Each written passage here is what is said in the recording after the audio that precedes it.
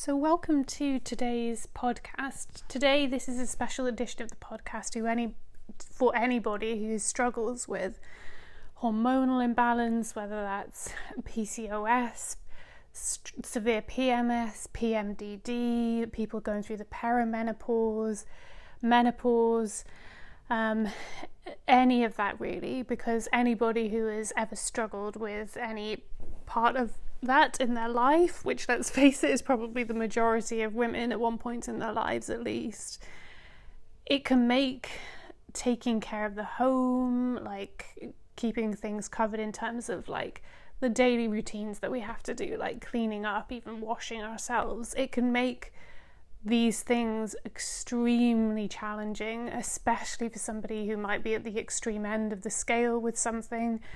Like, say, for example, PMDD, which is a really serious condition. So this podcast is basically going to be dedicated to anybody who's going through that. And just in terms of my experience with that, for the last 3 days, I've basically been unable to take care of basic care tasks around the home. So that means cooking meals for myself, that means washing dishes. I'm not even talking about big clean task stuff here, I'm just talking about the absolute basics. Like, my PMS can sometimes be so severe that for about 3 days in my luteal phase of my cycle, it's very challenging to get anything done. And anybody who, especially who takes the lead in taking care of those tasks around the house, those cleaning and tidying tasks, everything so quickly spirals out of control really when we're in that place. And that can make it even harder to recover from, because then the task feels like it's overwhelming and it's too much. So this is just a bit of a really real post and a shout out to all of those people out there who are going through something like that, so you know that you're not alone. And so if you're drawn here as well, if anybody has clicked on this episode who is a man, you are welcome here. In fact, you're especially welcome here because you can listen along to this and maybe pick some things up along the way and learn a bit about what it can be like for women who are going through something challenging, like dealing with hormonal problems. So please stick around. And anyone who has listened to other episodes of my podcast and is just drawn here for another episode, don't worry, like, you're going to get that cleaning hit today. We are going to be going through tasks in the home, but I'm just going to be talking about some of the challenges that can come along with the things I've just described. So you might still want to stay tuned and listen along for that.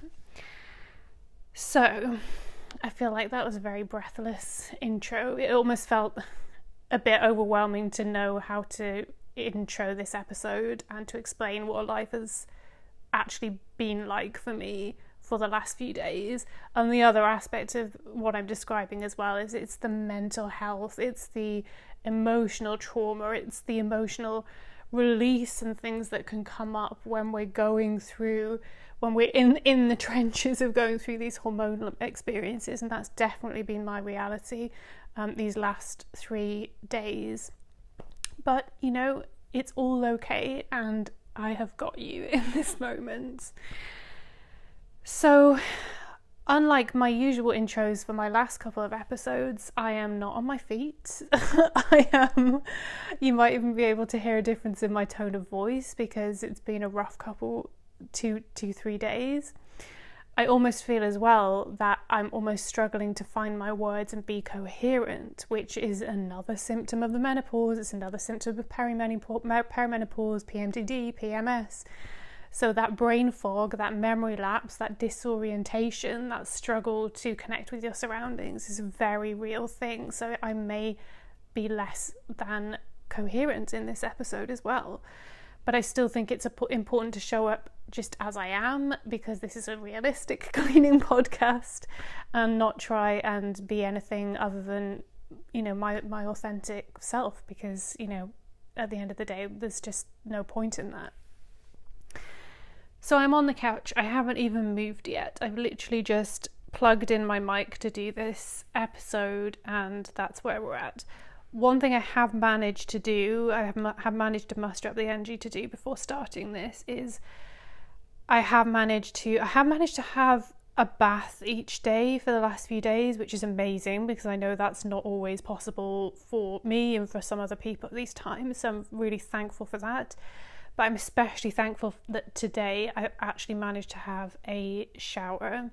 So I've showered, and not only that, I've got some nice clean clothes on. I've not just put a pair of pajamas back on, and I've done some skincare and some self-care, application of like some body creams, some therapeutic essential oils that I use as perfume that kind of, it's aromatherapy. It lifts my spirits around this time. And I've used a nice shower oil in the shower, and that's felt good. So I'm just describing this because that's where I'm at. If you are showing up to this podcast and you are unwashed, whether you are 1 day unwashed or 5 day unwashed, I do not care. You are welcome here in whatever state you have arrived. If you are still in pajamas or if you're not still in pajamas. But I'm just, as I have done for all of my podcasts, I'm just trying to explain what's going on with me and then sort of checking in with you and seeing what's going on with you. So I feel like I am kind of like moving out of the very pits of what I've been going through. So for example, even me just sitting down and talking into this mic, having mustered up the energy to even collect my mic and plug it in, would have felt impossible over the last 2 to 3 days. So there's been some kind of shift in my energy today, which feels good, and I feel like I'm not quite back to more of a balanced state quite yet, but it feels like it was better than yesterday, and I've got the energy to be here and do this podcast and take care of some cleaning tasks today. So I just want to say that because I think it's really important to recognise that it's totally okay to have those days where things spiral out of control and we can't do everything every day and it's totally fine. Like, there will be days where you just can't do it. So if there's anybody listening to this podcast right now who's started listening and actually you're feeling, if anybody's like punishing themselves for not being able to take care of things, if anybody has that negative self-talk and actually deep down feels like they might not have the energy to do what we're going to do today, go and take care of yourself. Run yourself a bath if you can manage the energy to even do that. Just come here when you are ready and when you are feeling loving and compassionate towards yourself, because that's the aim of this cleaning podcast. So that felt like a really long, rambly intro. So one thing I've also done is I have made myself a coffee. That sounds like a small thing, but that's a huge thing for me. So I've actually gotten into the kitchen, I've made the coffee myself, I've sat down and drank it, and it's felt like a self-care activity. And I've just taken a moment after I've done my shower and like done my skincare and things. So I encourage you now, you can even pause this podcast, just tune into your body and think about what your body needs right now. People drawn here could be experiencing a range of mental health needs. So if you are showing up anxious today, but you still want to try and you still feel like it's loving yourself to continue with this podcast, then take a minute to just do something small to tend to that anxiety. Maybe you need to pause the podcast and just make a chamomile tea for yourself. And by the way, I'm not suggesting that chamomile tea cures anxiety. Don't worry, I've been there with people's unhelpful comments about mental health problems. But anything that is even fractionally soothing for yourself in this moment, whether it's applying some skincare for yourself, whether it's writing something down, like these things are so personal and so specific. just whatever that looks like to you, putting on your favorite jumper, and again, I'm not saying that is a cure for anxiety, but just tend to yourself, listen to yourself. What do you need in this moment? What is going to help you feel better?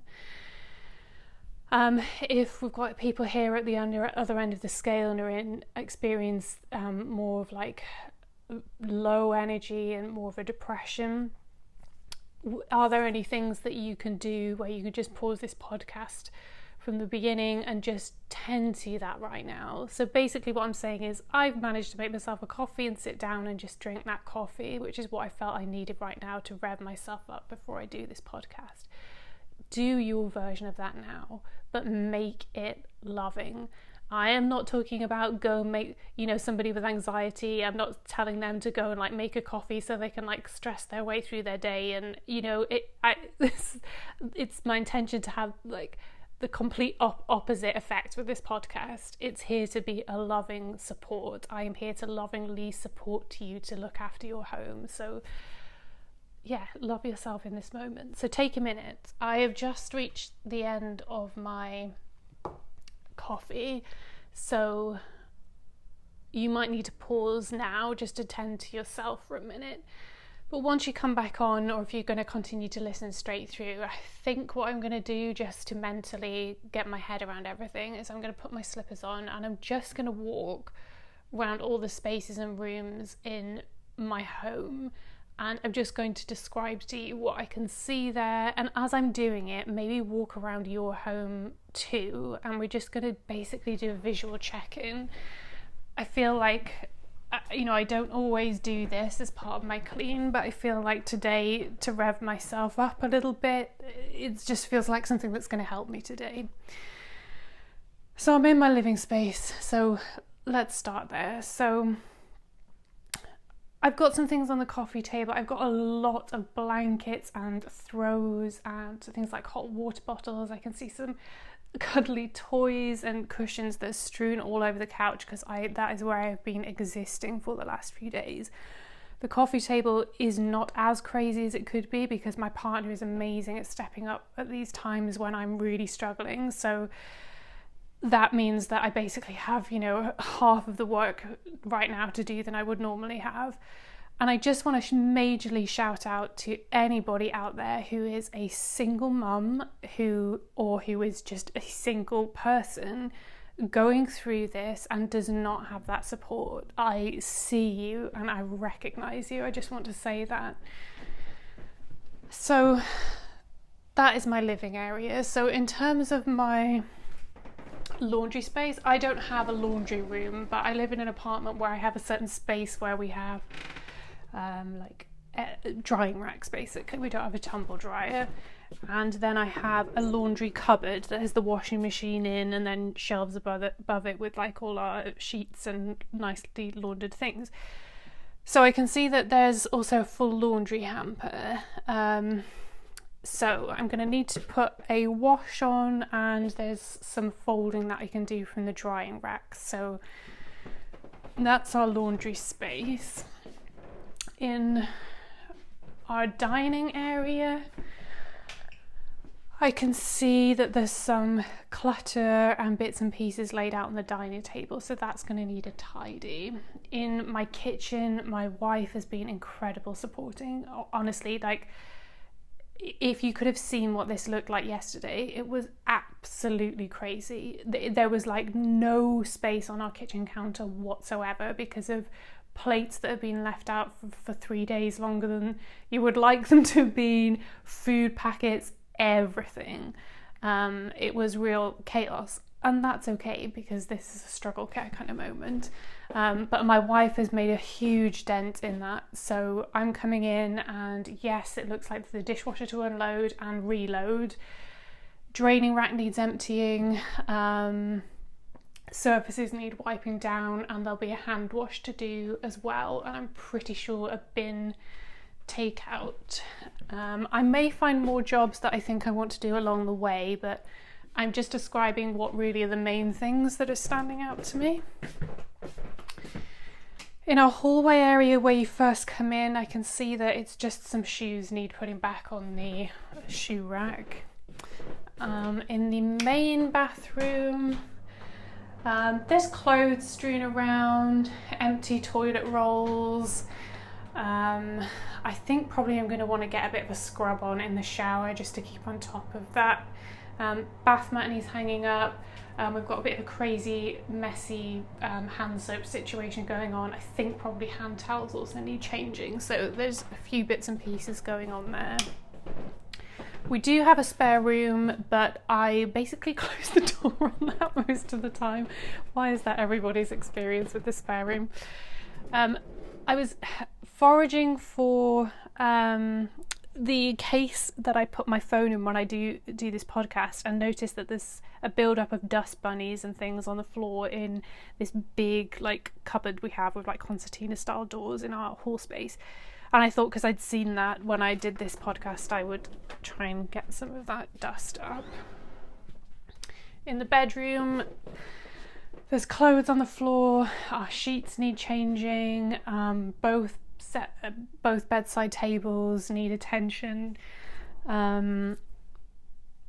Dressing table is cluttered, needs picking up. Hot water bottles need emptying, so quite a bit of things. And then in our ensuite, sink clean for definite, bath clean for definite. So over the last few days I've managed to get myself in the bath each day, but I've not managed to be properly cleaning it out. So I can see there's scum marked around the top, and I can see hair, and it's kind of nasty. So we're going to get to that too. So I don't know, that's basically what I'm seeing.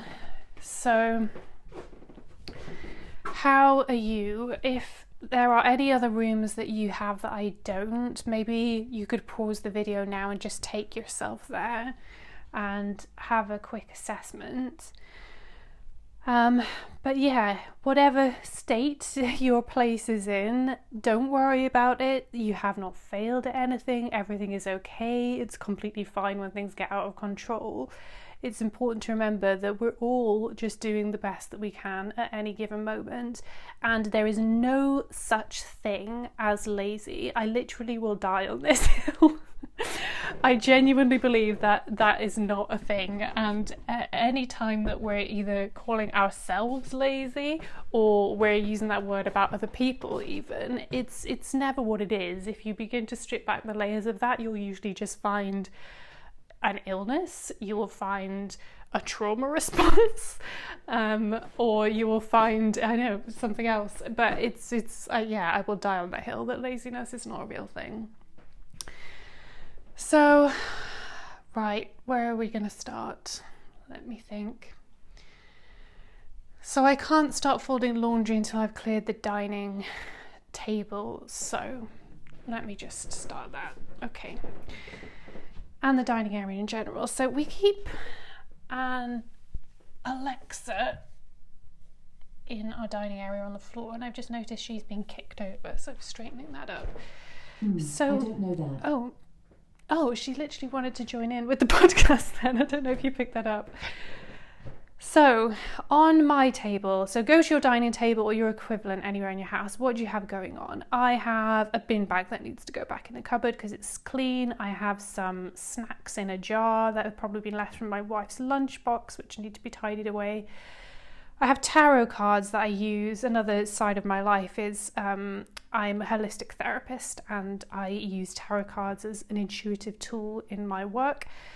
So I often have tarot cards laying everywhere, and I have some notes left over from a counselling session that I want to tidy away, and I also have my laptop from when I was doing that counselling session as well. So there's a few of my work bits to tidy up. There's still, if anyone listened to my previous podcast, there's still some kit on our dining table which feels current and I need to learn how to use at some point, but there just hasn't been the moment. And I'm not going to tidy those away anywhere. My philosophy is only tidy what is sensible and is actually going to help you. Otherwise, I feel like it just creates more chaos, because then you're trying to unpack things again and you might forget about something. So that's where we're at. So let's start. So what do you find on your table. So people have different eating situations. For some people, they use their dining table for eating pretty regularly, or at least some of the time, and I'll say that we hardly ever do that.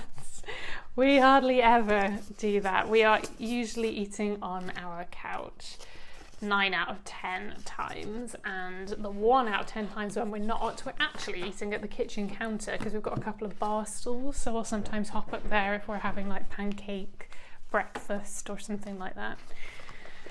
So what we use our dining table for is to house clutter, which is our current situation, and because we don't really have a big entryway where we could have like a hall table or something like that, we end up using our dining table as like that first place to put stuff. So sometimes we have deliveries here, packaging left from deliveries, and we use this as a workspace as well sometimes. It's basically just a helpful surface, so it's used for all sorts of things. But what is it for you? Like, if you do use your dining space for eating, then you may have plates and crockery from yesterday or the last few days. If you've been really going through it with low energy levels, you might have placemats, coasters that need wiping down. You might need to do a few trips to your kitchen to drop some things off, and just drop those things off for now. Don't worry about loading your dishwasher or washing things by hand, because we'll get there step by step. So chug away, and with everything that we're working through today, I just want to really emphasize this is very much at your own pace. So know your body, know what your limitations might be today, and if it feels like you've got halfway through this podcast and you just know you've reached your limit, then just you know what to do. You know yourself. Take a pause. You can always come and switch the podcast on the next time you feel drawn to. It doesn't have to be all completed in one day.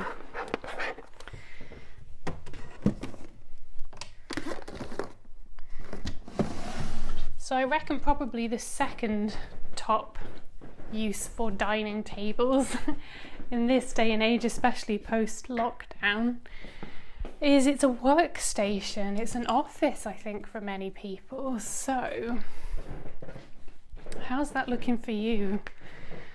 And major shout out to anybody who has had to have been at work, if they felt able, if they felt, like they could drag themselves there while they've been trying to struggle through some of these symptoms. Just major shout out.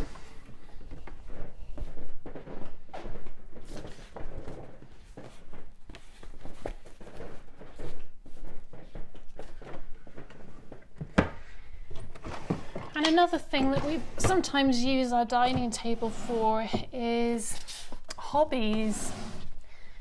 So maybe some of you enjoy things like jigsaw puzzles, Lego. Maybe you've got an embroidery station set up or something like that.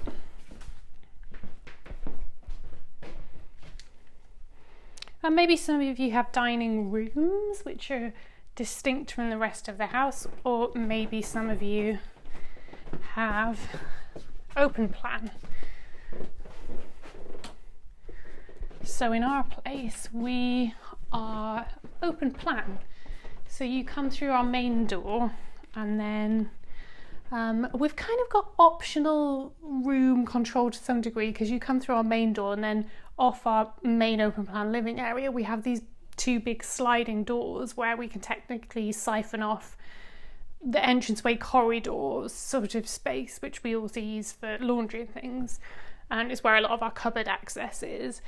But in general, it's just very open plan. So you come through, and our living area, dining area, kitchen, bar and kitchen area is all one.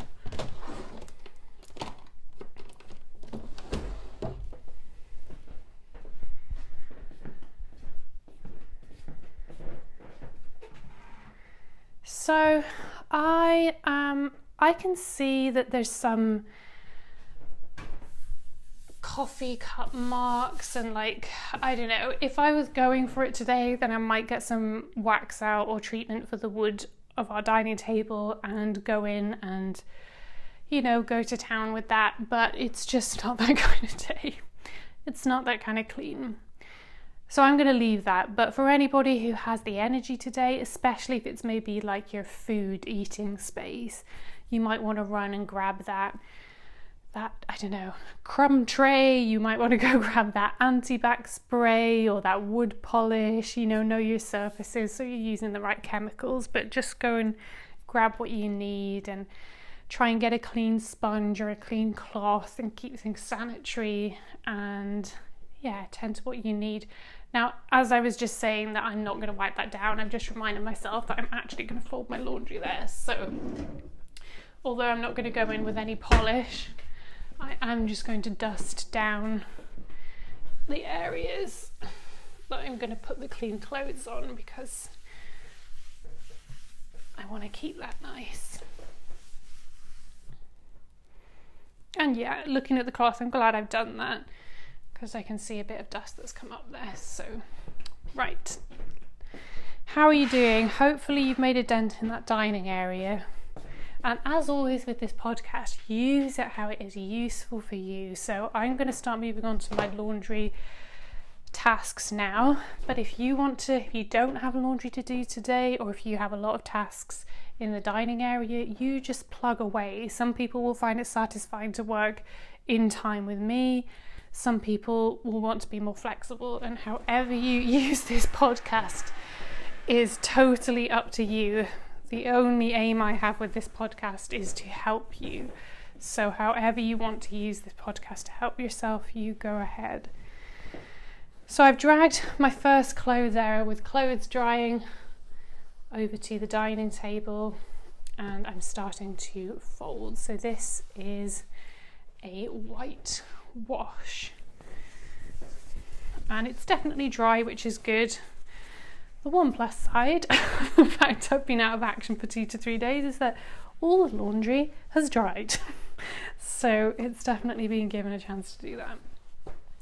And what I've got going on here quite often when it's a white load is it's a mixture of towels, a mixture of bedding and knickers. I've got quite a few white pairs of knickers, and pyjamas and a few t-shirts and things like that. So that tends to be what we get through on a whitewash.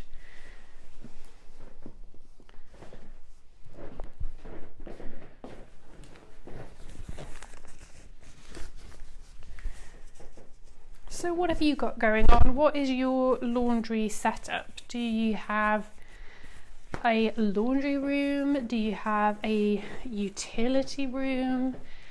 Do you have do you have to go out? Do you have to go and do it at a laundrette? And if that is the case for you, if you do have the energy to go out and do some of that, then God bloody hell, you're amazing. Pause the podcast and go and do what you need to do. But if you don't, and you just don't feel like leaving the house, which would be totally understandable, then maybe you could just use this time to gather up and organise some of your laundry. So do some care tasks that are going to help future you. So you might want to separate your loads into mid colours, wool and delicate, whites and darks. And if there's a particular container or wheelie trolley or whatever you use to take to the laundrette, then you might want to go ahead and stack that up so it's all ready to go, so that when you do have the energy, when you do feel good about taking yourself out to the laundrette, that it's there and it's ready and you've helped yourself. And don't forget in that trolley or in that laundry bag to throw in your detergents, whether that's powder or tabs, And maybe you need, or you like to use a particular detergent for delicates and wool items, so don't forget to throw that in. If you use fabric softener, maybe don't forget to pop a bottle of that ready to go.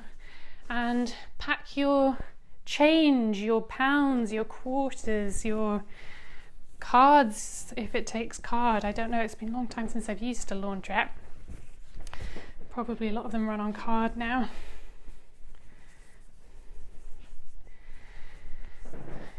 And maybe some of you, especially in, like bigger houses with a bit more space, you probably have a washing machine and you also have a dryer. You lucky people. So take full advantage. Maybe you need to swap a load over and then come back to your folding. And if there's anybody who in the laundry department is kind of on top of things or a bit ahead of the game, especially if you've had somebody helping you while you've not been feeling great, then maybe you could choose to use this time to just do a quick stock check. So have a think about what laundry products you like to use, things that you need, and maybe make a little list or add them onto an existing shopping list so you know what to pick up when you're next out. So I can run off a list of possible items you might need just to help you along, help you with that brain fog. That is, if I can remember. So I've already said some of them, haven't I? So laundry powder, laundry tabs. Maybe some of you have a preference for either one of those, or maybe some of you like to have both of them on hand. Maybe some of you need to have sensitive detergents in because somebody in your family has, easily has an allergic reaction to certain chemicals in laundry products. So maybe there's some specialist products that you need to pick up there. I think I already mentioned like a wool or delicate detergent if you like to use that, fabric softener. Maybe some of you like to use colour catchers. The only thing I would say there is a word of warning. We always used to use them until we realised they routinely clogged our washing machines. So it probably doesn't do that with every model, but take care. Look out for that. Maybe some of you need dryer sheets. Maybe some of you need dryer balls. Maybe some of you like to buy products that clean your washing machine. I've seen those. Maybe some of you like that. And maybe some of you also like to use or need to pick up something like a stain remover. So there's like that Oxy stuff, isn't there? If you're in the UK, I don't know if this brand is also in the US, we have something called Vanish. And I think I've seen like Pink Stuff products now in laundry department.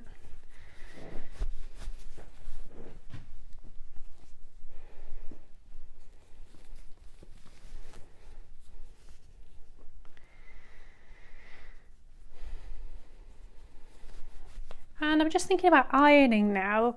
Just had ironing water come into my head. I do not iron. It's been a very long time since I have ironed. Before I met my wife, I used to iron everything. But then when we became a two-person household, it just started to just feel unmanageable, to be honest.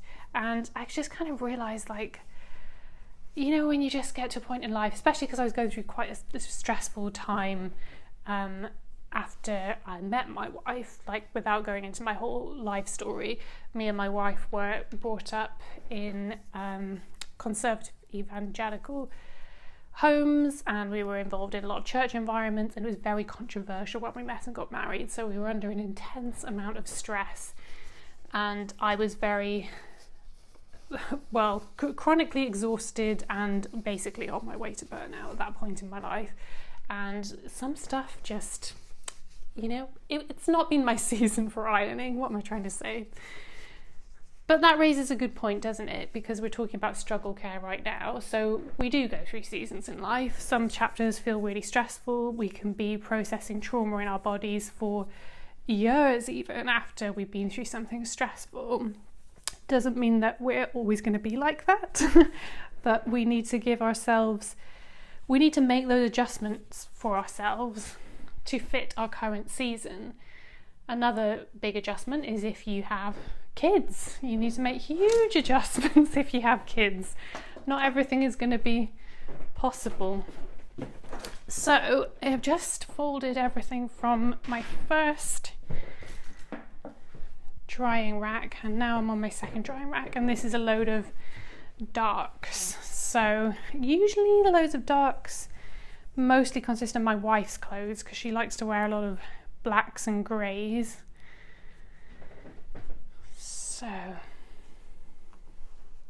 So how are you doing? How are you choosing to spend this time in your laundry area? Perhaps some of you who are ahead of the game or have less to do in this space could use this time just to wipe some areas down. Like if you have a utility room or a laundry room, you might need to just wipe a surface or two in there. Maybe wipe some shelves.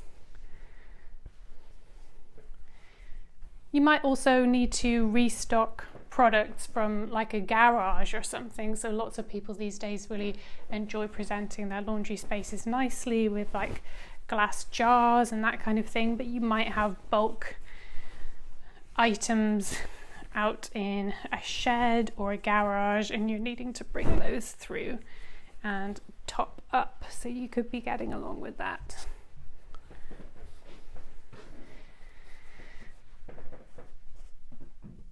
And what's your system as well? So folding laundry, some people like to sit down in front of the TV when they're doing that. I mean, you're probably not doing that because you're listening to my podcast, but I know that can be a relaxing thing. And anybody who likes to do that, just simply pause the podcast and skip on from this laundry section. If you fancy just going and watching a YouTube video, like with a live action YouTube video, use this podcast how you feel. So I mostly fold at my dining table, and what I'll do is I fold everything and then pile it up in categories. So today I've got big towels, I've got pillowcases, I've got hand towels, I've got pajamas, I've got my wife's t-shirts, I've got my wife's underwear, I've got my wife's socks, I've got face cloths, oven gloves, my knickers, I've got tea towels, and I just stack up by category.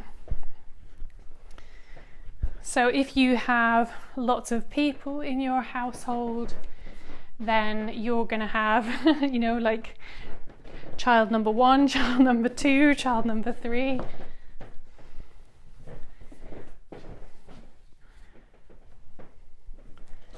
So that's my second laundry rack emptied. And what I will do now is I will just get my laundry basket and I will pile everything up in my laundry basket in the way that makes sense. So I'm going to go past my laundry cupboard first. So I'm going to make sure that all of the towels and pillowcases end up at the top of the laundry basket so I can drop them off there first. And then it will be, let's start at the bottom. So the last place I'm going to need to go is the bathroom.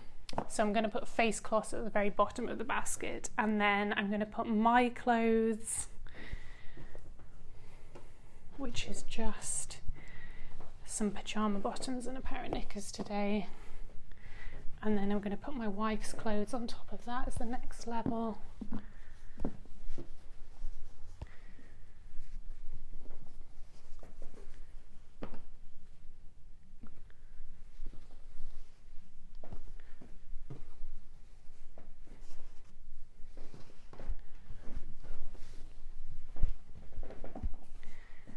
And then, the laundry cupboard items on the top, and then I'll also have some items that need to go to the kitchen, so I'm just going to run them there now. So the oven gloves, the tea towel, and I've also just kind of got like a little embroidered mat, so like I keep little things like that and tablecloths in a like a cloth that, in a drawer in my kitchen that has tablecloths. It has little embroidered mats, doilies, and like things like that.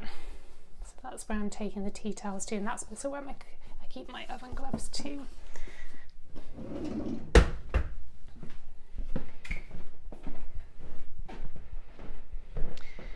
Okay, so I'm going to take this hamper of clothes to the bedroom, and I'm just going to dump it there for now, because when we get into our bedroom clean, I will put those things away.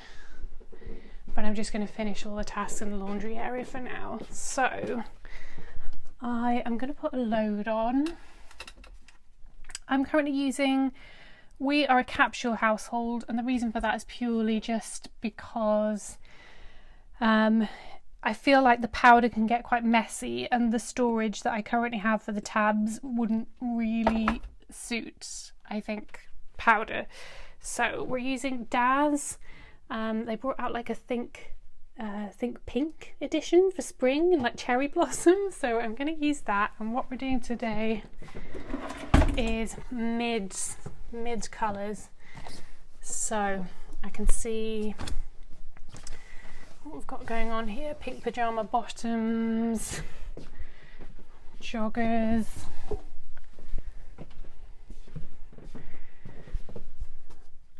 some cleaning cloths that are going to go in, some towels, tea towels, a throw blanket,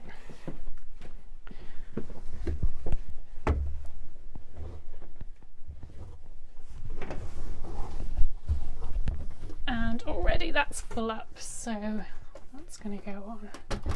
And I'm going to wash it on, we have a Hot Point washing machine. I'm not quite sure what model that is to tell you, but I feel like it's pretty old. It just came with our rental, and I put it on number 7, which is a fast wash, and I'm going to do it at, I feel like because there's a couple of towels in there, I'm actually going to do this on a 50, and it takes about an hour, that cycle, so that's pretty good.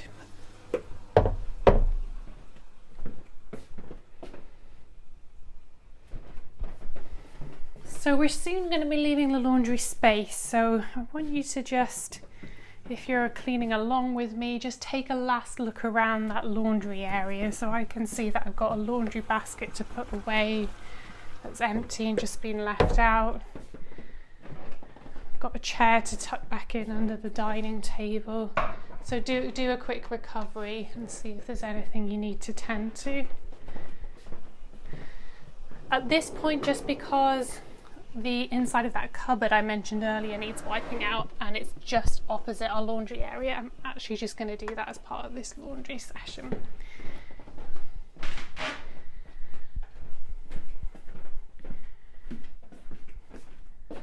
So really annoyingly, our handheld G-Tech Hoover just conked out.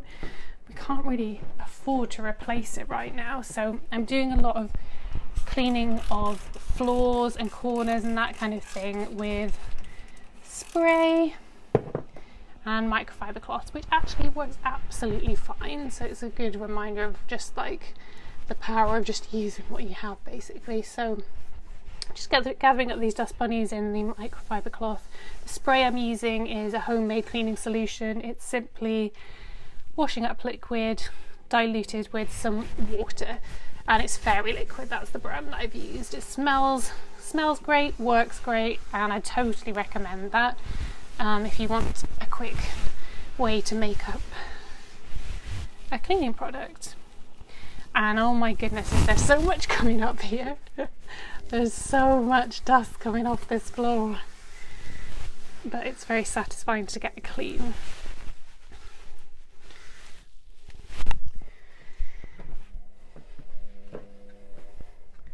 So how are you getting on? What are those last minute jobs for you in your cleaning and laundry area? For some of you who have things like cabinets and that kind of thing in a laundry or utility space, you might want to be wiping some of those cabinets down. Maybe some of the doorknobs and handles need some attention. Maybe you need to hoover up a spill of laundry powder. Perhaps your floor needs a little bit of attention too. We're not going to do, well, I'm not doing a major floor clean of my laundry area. Perhaps you need to, and if you feel like you have the energy to, then by all means go ahead. But you know, if you've been feeling run down, make it easy for yourself. Rather than getting the mop out, maybe you, like me, just get a microfiber cloth and a spray and low-key kind of tend to things that way.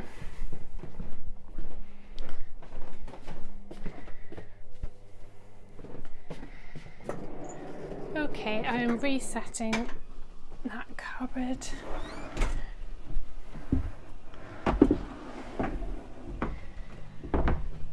And final look around. And we're good. That's my laundry space clear. So hopefully you're getting on okay. Again, if I'm moving on and it's too quick for you, just no worries. Just pause the podcast or continue working while you listen, just whatever's good for you. I'm going to go next to my living area. So just walking in now, and my first job, which maybe you could do too, is to take anything that should belong in the kitchen to the kitchen. So I've got my coffee cup from what I was using earlier, plates. I've got a half-eaten packet of ginger nuts. And we're just returning those to the kitchen. I'm not putting them away. We're just going to deal with that when we get in the kitchen. So I just feel like this is a moment for one step at a time. We also have some slime. It's going to sound like really niche, but we also have some slime left out, which my wife left out for me. This is very niche, so I may lose some people here, but does anybody else know or understand what I'm saying when I say slime talk? And if you don't, do not worry. It's a very niche side of TikTok. And my wife basically bought me some slime because I loved slime talk so much, and because I was feeling sad earlier, she left it out for me.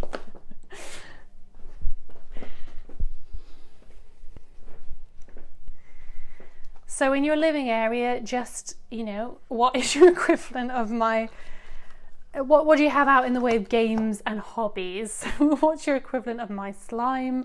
And I also have my Nintendo Switch, which I've had out. I've been playing some Animal Crossing, so I'm just putting that back in its case. And in our living area we have a set of drawers where we keep all of our video games and jigsaw puzzles and things like that.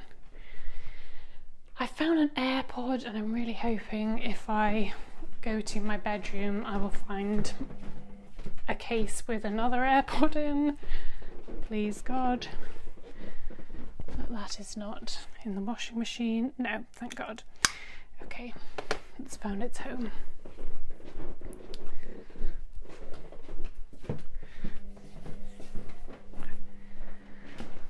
So next, fold up your throws, guys.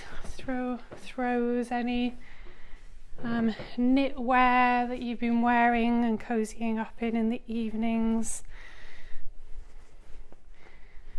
And speaking of evening, actually, I should have mentioned this in my intro, but it's late here for me at the moment, so I don't want to check the time because I feel like it might interrupt my audio recording.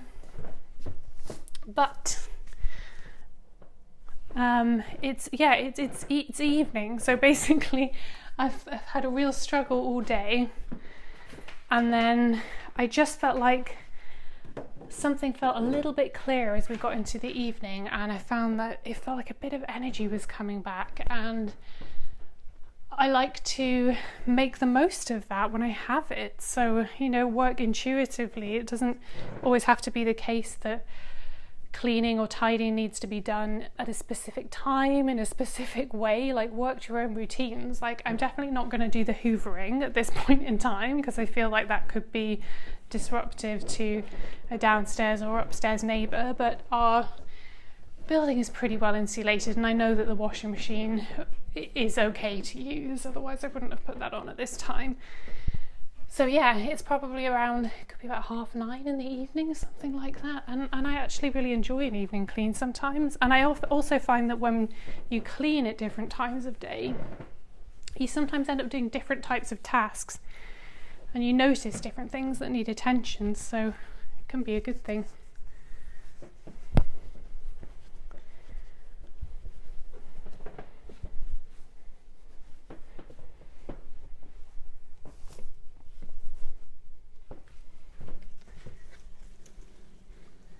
So I'm looking at a plant that we have here, and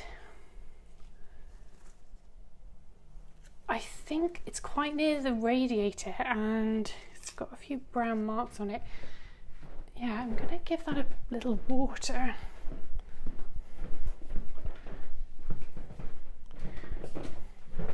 So if you have any house plants right now, just do a quick visual of them, and can you see any that look a little bit droopy? I watered mine actually not too long ago. It was maybe like 4 or 5 days ago, and you have to be careful obviously not to overwater plants as well, but this plant I'm looking at, its leaves are curled in, and when I felt the weight of the pot, it felt light, like it needed a bit of moisture in there, and it is right next to the radiator, just clocked. And sometimes to dry my wife's work uniform in time, we could sometimes crank up the radiator, so I think I actually need to be a bit careful about that. At some point, it is definitely not a job for today, but I'm just kind of vaguely clocking it, I will do an overhaul of plants. So as I'm looking at quite a few of them, I'm noticing like some have brown leaves, so they need thinning out, so, give them a little prune, a little check-in. But that is definitely not happening today.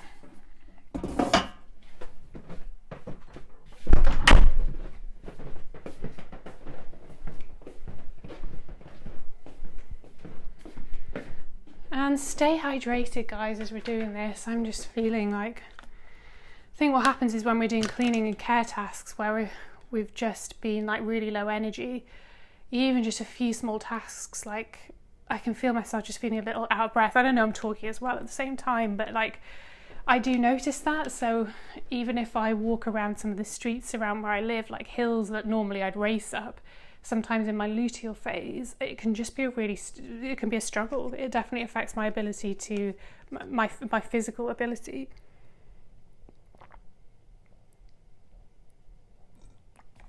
So if at any point during this clean you need to stop and tend to yourself in any way, just do it, please do it.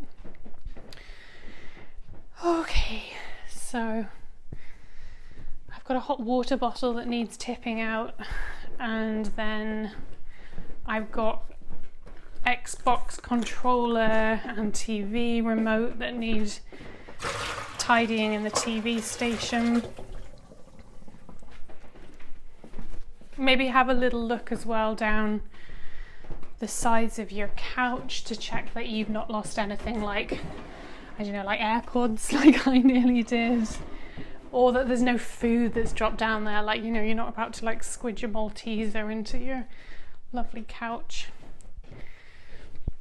I am aware, a bit like the plant task, that I need to remove the cushions on the couch and hoover the underside, because I can see there's a few crumbs there, but it is not today.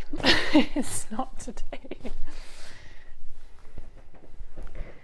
And maybe start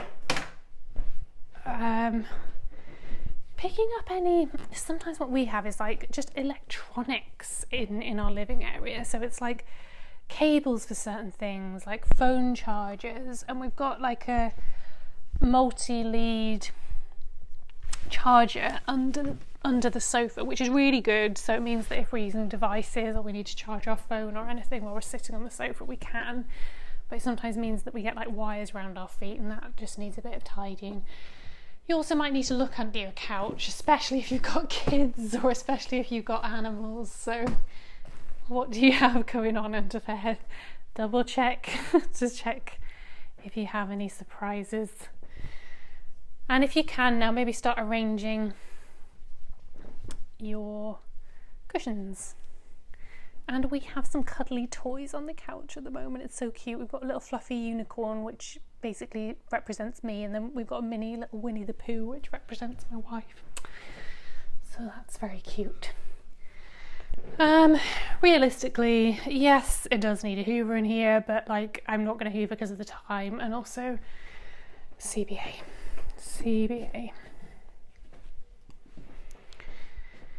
So take a look around. How are you doing? How is your living area? Maybe some of you need to, I'm going to be moving on soon, so this is like last chance to have a little look around if you're moving at my pace. If not, continue as you are. Maybe some of you need to wipe down. Maybe some of you can hoover. Feel inspired to do that, but whatever you feel you need to do, tend to that now. But I think looking around, I am good for this space. So, I'm going to go kitchen next, which feels a little bit brutal, but I just want to do it at the same time as well. I just want to do it. So my first job is, after we have done a shop, we hang up our we hang up our shopping bags so they can dry, so that when we can put them away, they don't smell feisty. So I'm going to do that. They're just hanging on the door handle of one of our sliding doors. And maybe just take a quick visual around your kitchen and think about what you might want to prioritise for you. So, right, where do I want to start? I think I need to start with trash, because I'm probably going to generate trash as we do this, and this bin is overflowing, so let's do it.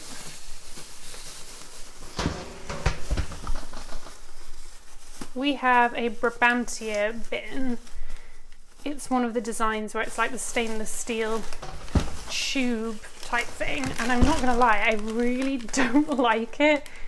It's not actually ours, we didn't buy it, it just came with our flat, but it basically, like when it gets full, it just stays, it's really hard to lift the rubbish out, especially if it's quite a heavy bag full of things, because it just gets stuck in the bin by some kind of like suction vacuum. I feel like I've explained that really shit, but hopefully that makes sense to you. Anyway, I managed to retrieve it quicker than normal. Maybe that's because I was having a bitch about it.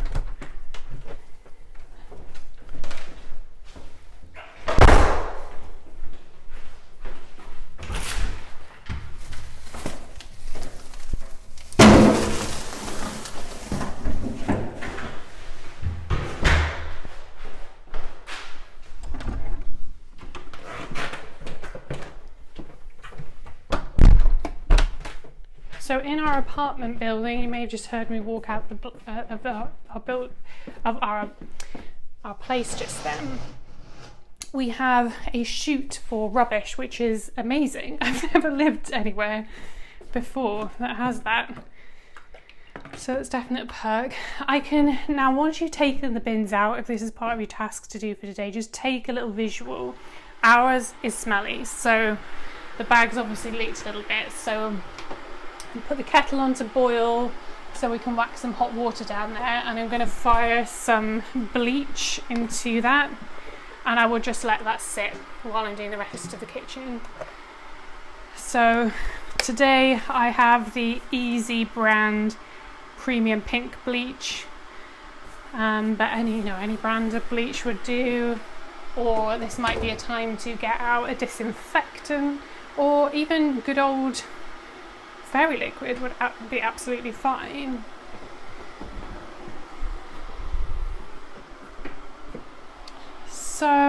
Okay. Next, think about dishes. I'm just waiting for that kettle to boil.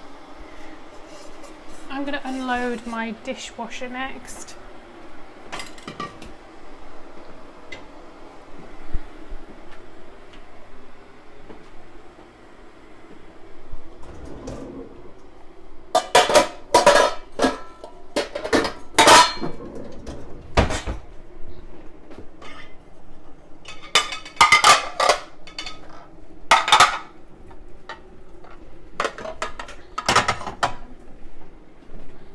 Okay, that kettle's boiled, so just chucking that boiling water in the bin.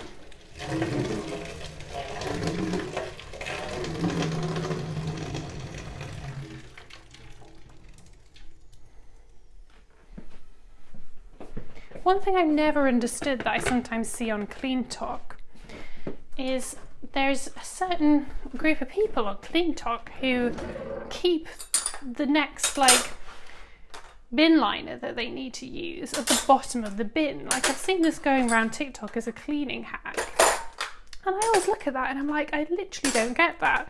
It's like, it's not every time that our bin leaks at the bottom, but it happens often enough that there's no way I would keep a clean bin liner at the bottom of the bin. And also, even if it doesn't leak, I just feel like is that not gross? Is that not gross? So yeah, I don't know whether that's just a me thing. But I just suddenly thought about that as I was pouring in the water. So, for those of you who have dishwashers, how are you getting on? Keep unloading, or maybe you're doing a refill. Everyone's going to be at a different point of their cycle. If you do not have a dishwasher, then you'll be firing away with some hot soapy. Get your sponges out, get your dish brushes out, your cloths, whatever you like to use to clean. Maybe you need to soak some items. So you might want to put those at the bottom of your sink area while you do the rest of the cleaning, whatever you need to do. I'm also checking, our dishwasher's pretty good, but there's the odd thing that comes to our dishwasher, like maybe a pan that's been a little bit too dirty that actually needs a little bit of a hand wash after it's been through the cycle. So I'm just paying attention to that.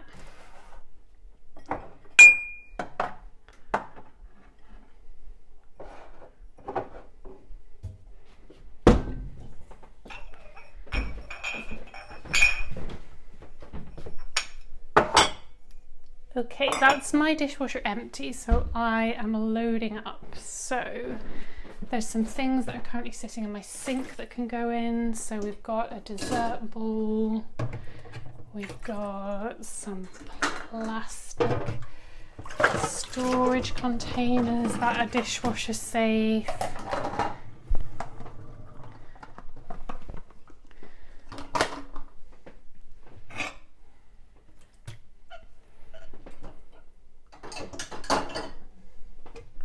And we've got all the usual as well, so we've got bowls, plates, cutlery.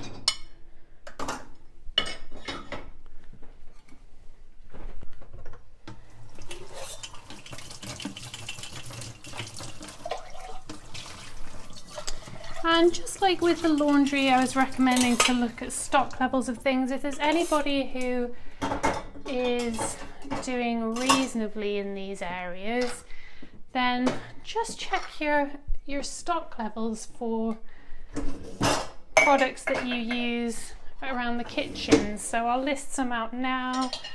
So I'm thinking kitchen roll, I'm thinking washing up liquid, dishwasher tabs or dishwasher powder. Maybe for those in hard water areas, you also need dishwasher salt, dishwasher rinse aid. Maybe some of you like to have one of those dishwasher cleaners in stock. How's your supply of cleaning cloths? How's your supply of sponges? Or some people like to use the Dishmatic, don't they? Those refillables.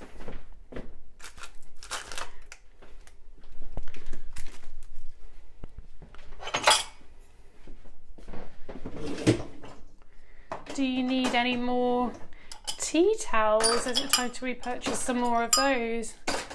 And is there anything else that you need for your kitchen? Like just recently, me and my wife have had to repurchase we've needed spatulas.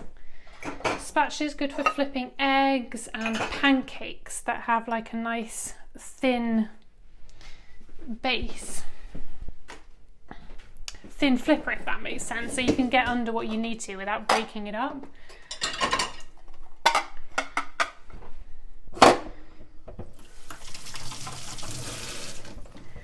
Do you need any more storage containers for lunches? Like, do the kids have everything they need right now in the way of dishes and crockery and that kind of thing?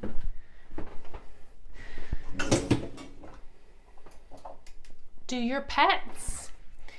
Has your dog bowl got a crack in it?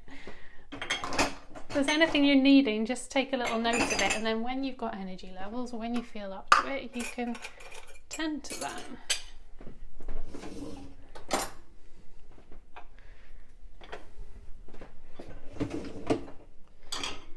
Maybe some of you are running low on kitchen spray or some kind of other cleaning products that you like to use around your home. I know some people like to have disinfectant that they put down the sink or like use to clean their cloths. If you find things like baking soda helpful, bleach helpful, have you got those things available to you? So do a little recce. Okay, I've reloaded my dishwasher as far as I can. It's not so full that I'm going to put it on for a load, but it's as stacked as it can be. And now I'm just moving on to clearing my drainer.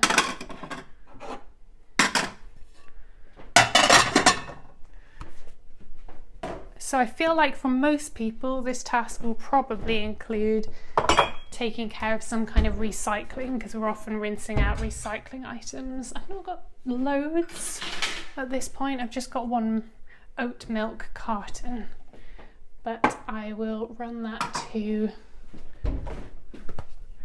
our recycling storage bin, which we keep in the hall cupboard just next to the front door where you come in. And we've got these big white IKEA boxes, which are fantastic. They've kind of got a little like flipper access lid at one end, and we just throw it in there. And they're really like the perfect size for recycling. I'm sorry, I can't remember the exact like Swedish name that they have to recommend it, but yeah, they're really good.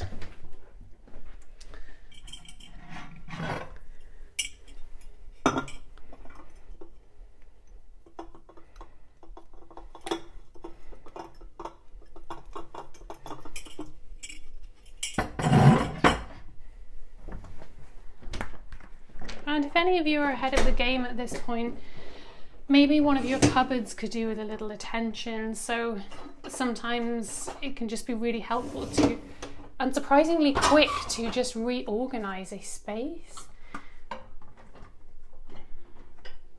Like maybe your plastics cupboard, or what are the worst culprits? Plastic cupboards or pan cupboards or under the sink cupboards can be the crazy spots.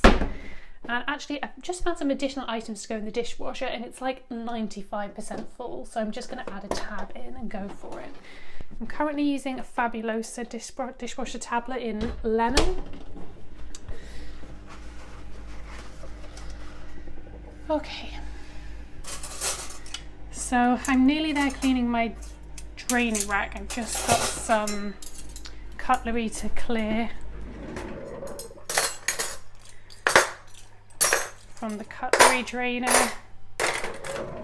and okay, we're kind of there. So what I'm going to do now is I am going to turn my attention to hand washing some items. So obviously we do have a dishwasher, so this isn't going to be quite as mammoth a task as it is for anybody who's working without that tool.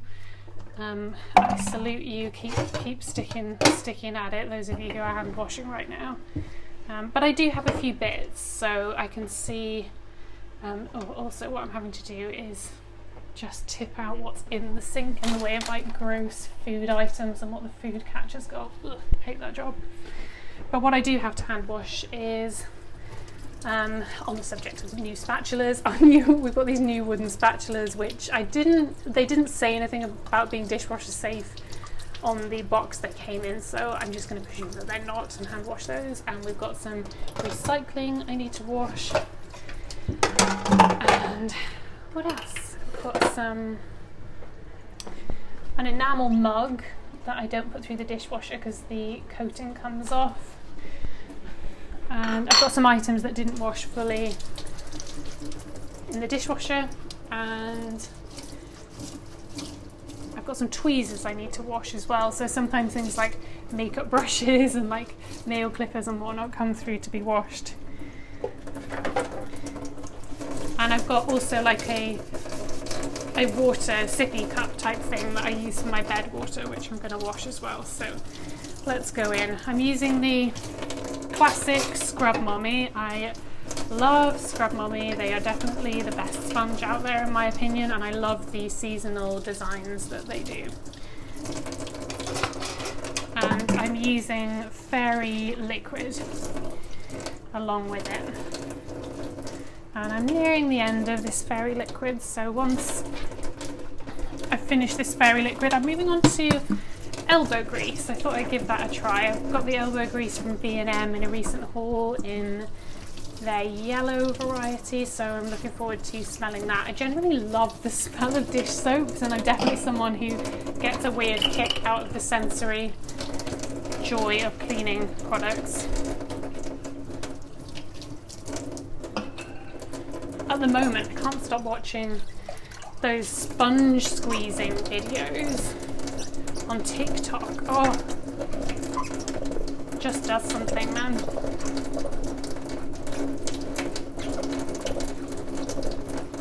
So I have an enamel mug which has gotten really stained from tea and coffee, which at some point when I'm not in a survival clean, I'll figure out how to clean. I think with it being enamel, I've been less sure how to approach that cleaning task, because with a regular mug, like a pottery mug, I know that you can bleach away tea and coffee stains, but with enamel, I don't know, I just felt like I didn't want to do anything to mess with it, so I think I'm going to have to Google that one.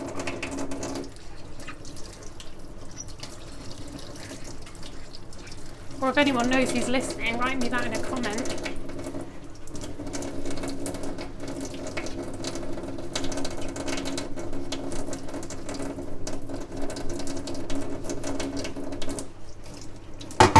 And make sure to keep your soap nice and sudsy. I'm topping up with some more Fairy. And I don't think Fairy Liquid is available in the US as far as I'm aware, unless like maybe you can get it at an Irish shop or something, but I think it's Dawn, isn't it? And I think there's also a brand called Gain. So anyone listening in the US, that would be your equivalent. And I don't think I know any other European brands, so if you're listening elsewhere in Europe, you tell me. Maybe write down in a comment section, depending on what wherever you're listening to this podcast.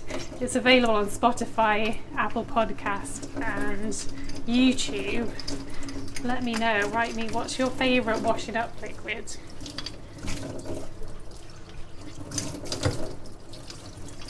I get the impression that Dawn is the favourite in the US. Now, one slightly more tricky cleaning item I have today is I decanted some cooking oil into a Kilner clip top I don't know, container thingy. So this is more of a difficult clean because obviously it's very greasy, so I'm having to go in with a lot of dish soap to take care of this. And I may also need to go in with a bottle brush just to make sure I really got it covered.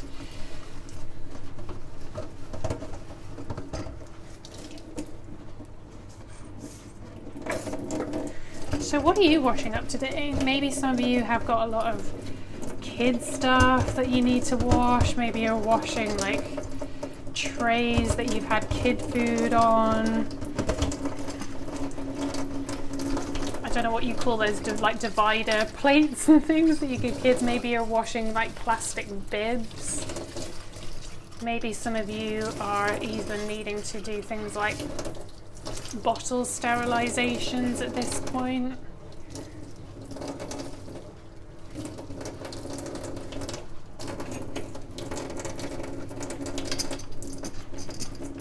Okay, my bottle brush just fits through the gap to this bottle, so I'm going to give it a big scrub round. I feel like I've broken down most of the oils now, so we're getting there.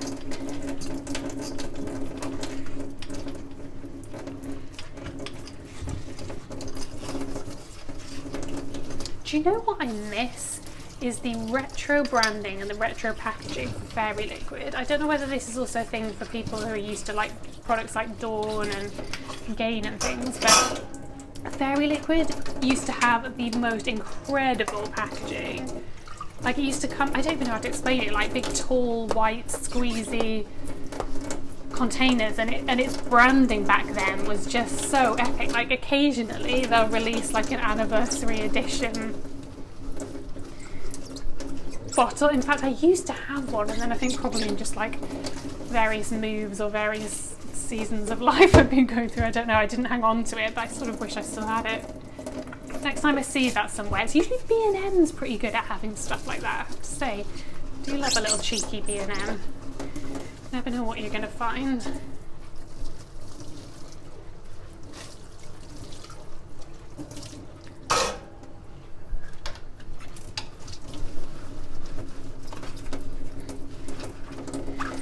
So, for anyone who's wanting to move on or wanting different jobs, you may need to replace things like your sponge, your brushes, your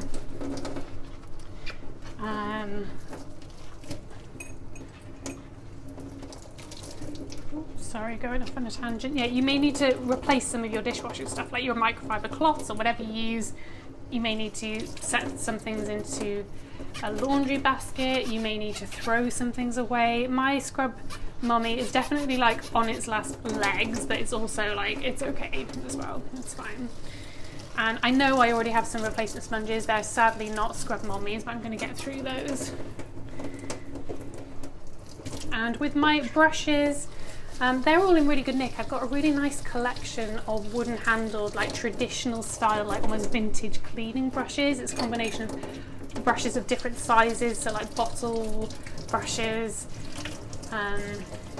regular like brushes, like washing up style brushes as well, which is really cool. So I'm nearly getting there.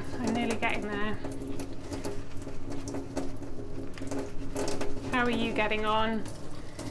Big up all of the people who are hand washing everything at this point. Sometimes that can be a really huge and overwhelming task, and especially if you're hand washing, having not had anybody to help you over the last few days while you've been struggling, just stick in there. And if you need to walk away and take a break or come back to it another day, then you do that. You do that.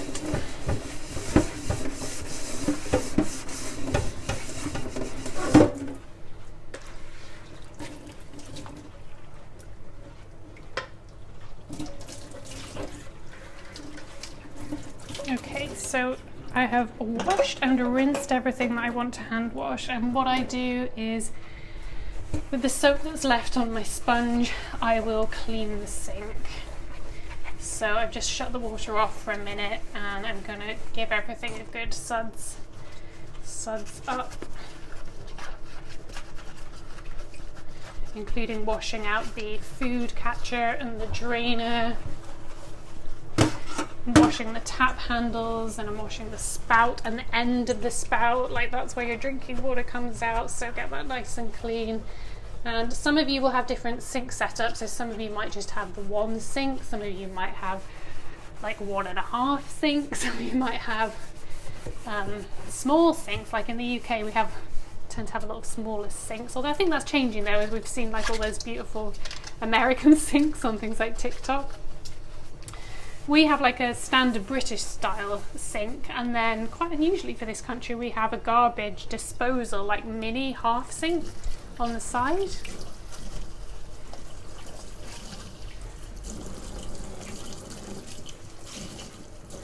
And then just rinse everything down once you've given that a good suds up. Just I tend to fill the scrub mommy up with hot water and then squeeze the sponge over the taps and over the spouts to just let the water rinse over and clean away the suds.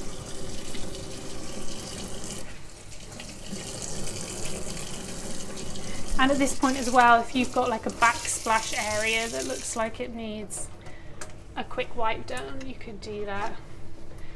This is not the clean where I'm going to be going behind like appliances. I'm not going to be cleaning the garbage disposal today. I'm not going to be putting anything down the drain. This is just to get it clean at a surface level.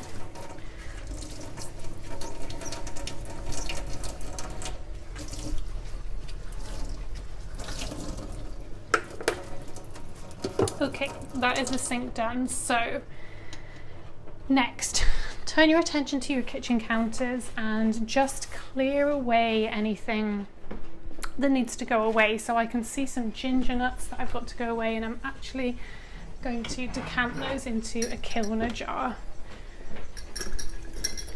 before I put them back in the pantry cupboard. So if you've got any food wrappers that need to be put in the recycling or put in the trash, do that. Any random stuff. A lot of people use kitchen counters to collect things like post and packages and stuff that's not even really technically related to the kitchen area, but that's where it ends up.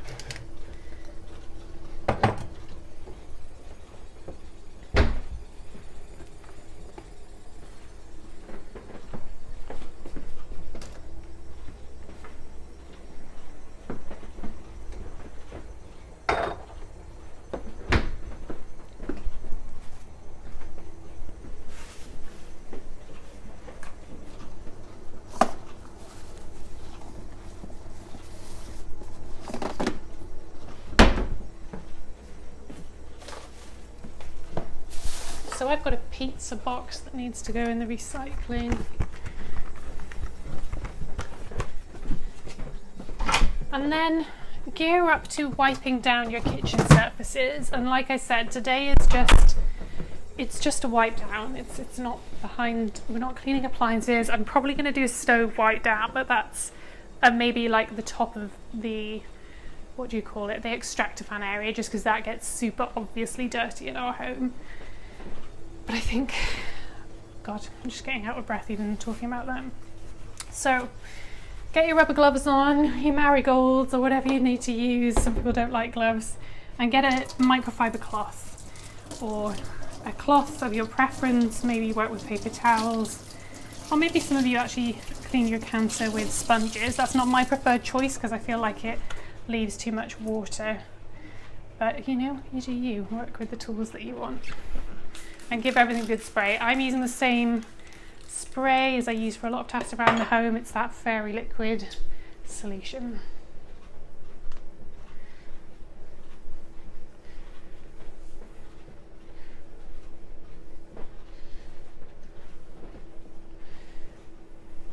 And know the products as well that are good for your kitchen. Like, people have different types of surfaces. I'm not exactly sure, but I'm no expert on kitchen surfaces, but I'm pretty sure ours is granite.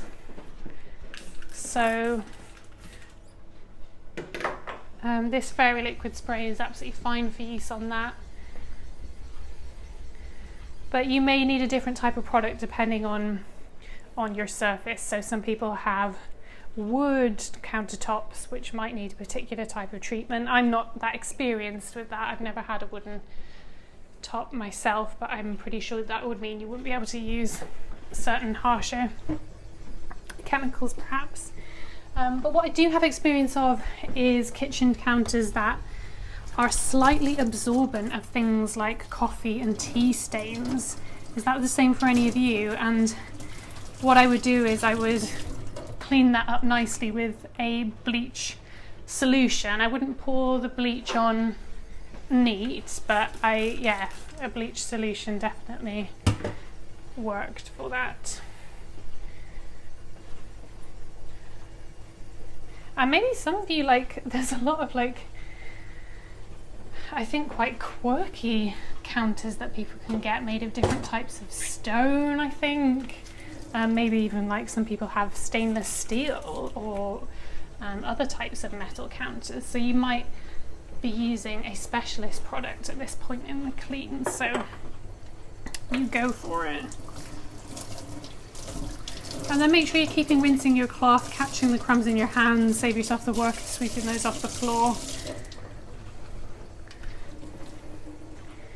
And next, take a look at your stove. So I will go in differently on the stove depending on what my visual assessment tells me.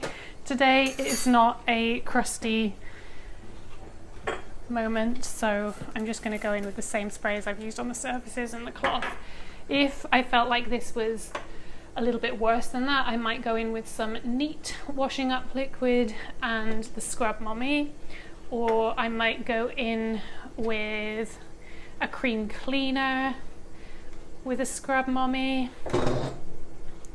For anything crazy bad, a stainless steel scourer might be appropriate on some stovetops, but you obviously need to go super careful with that because that's very abrasive. That would only be appropriate on certain surfaces.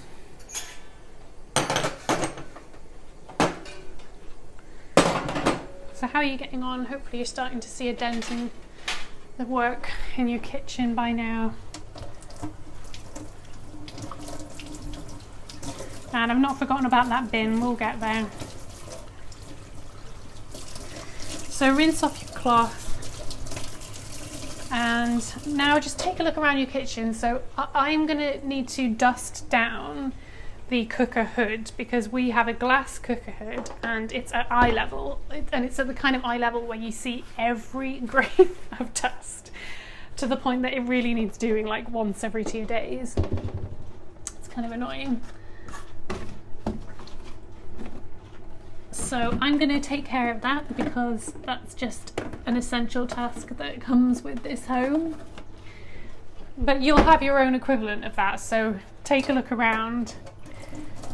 And what is your kitchen saying to you? Like maybe you've got some glass shelving somewhere, maybe you've got, if you've got kids, then probably the lower bit of your cabinets has sticky fingerprints all over it. If you have an animal, there's going to be a certain part of your kitchen probably where their food and water is that needs you might need to clean their mat, you might need to clean a dog bed, you might need to clean their bowls, wipe down where they've splashed.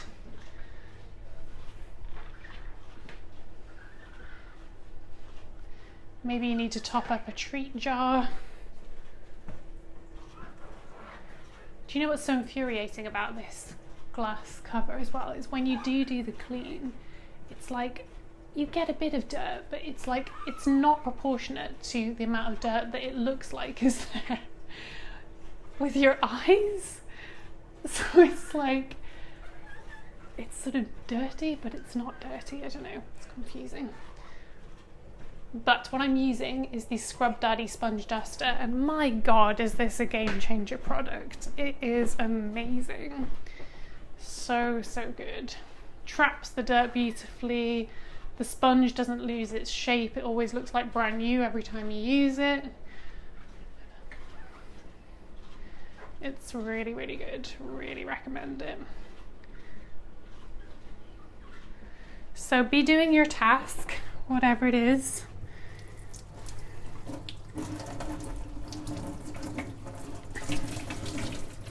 And at this point, let me just check in with you. Like if you've been having a rough couple days, if you've been having a rough couple weeks, how are you doing? How are you finding this clean? listen to your body. I hope that you're adjusting the things I'm recommending as I go with what feels right for you and what resonates with you. Always prioritize what you think is right for yourself over what somebody else is saying. If you need to pause this podcast and take a break, if you need to come back to it, then you just do that. You look after yourself right now.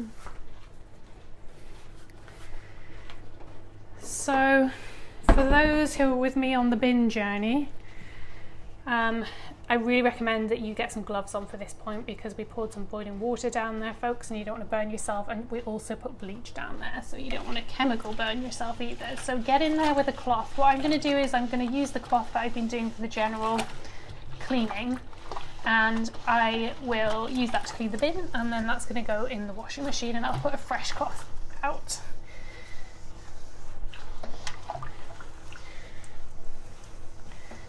To use for the next few days. And I'm not gonna lie, it smells so clean doing this bin clean with this bleach. It's so nice. It smells like as clean as a swimming pool. Well, our swimming pool is clean, I don't know. They smell clean anyway. And you might need to wipe the top of the bin over and the underneath, like for any bins that have complicated fastenings or push systems, or I don't know. I'm starting to see robot bins on TikTok now that like tie up your bin bags for you. Wild. However your bin works, give it a good wipe down. And also don't forget the outside of the bin as well. And also the area around the bin, so especially if you've got like, you know, busy family, like lots of teenagers living at home who, you know, it's not necessarily you making their food for them all the time, but they might not be quite as tidy as you around the kitchen, so things get slung in and around the bin area but not wiped down. Take care of that.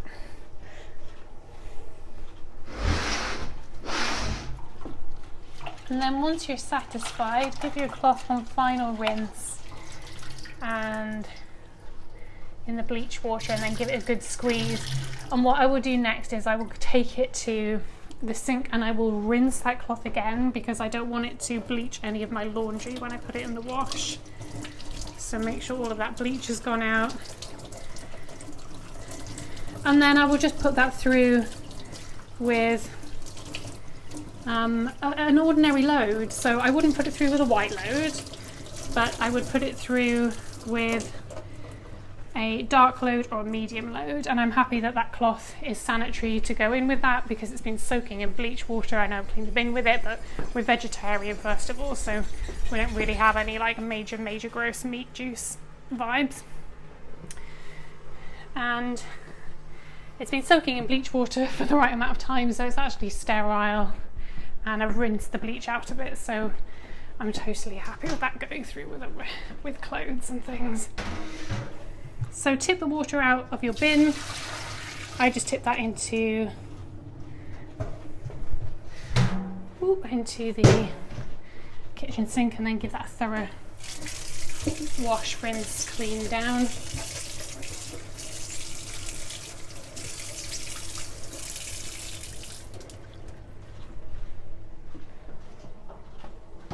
And then I will get another microfiber cloth and I will wipe it dry.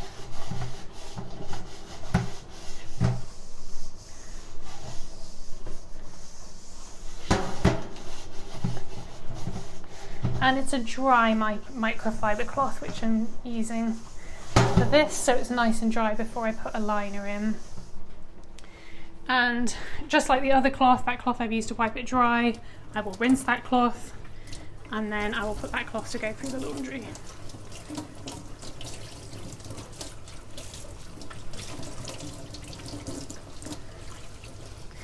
And in terms of like cleaning cloth maintenance, I do different things, and I feel like, you know, people have different routines. So some people might want to bleach all of their cleaning cloths as a way of cleaning them instead of putting through the laundry, and that is absolutely fine.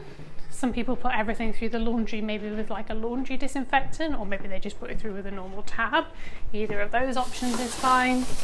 Some people might soak things overnight with disinfectant in the sink, things like Fabuloso or something like a Dettol. So all of those are okay options, whatever works. So I'm putting a new bin liner in, resetting the bin, and that is the bin done, thank God. Okay, next, it's so late here that I am not vacuuming, but we do have some floor situations here. So I can see quite a few crumbs, and I can see things like popcorn.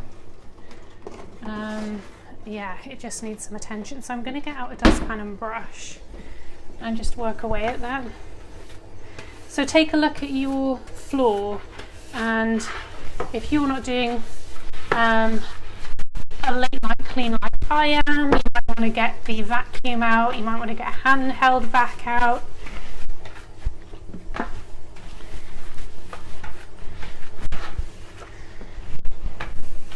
Some of you might have dustpan brushes like me. Some of you might have the little version, so you'll be on your hands and knees like me. But others might have like a big sweepy mop that you're using. But just get in there.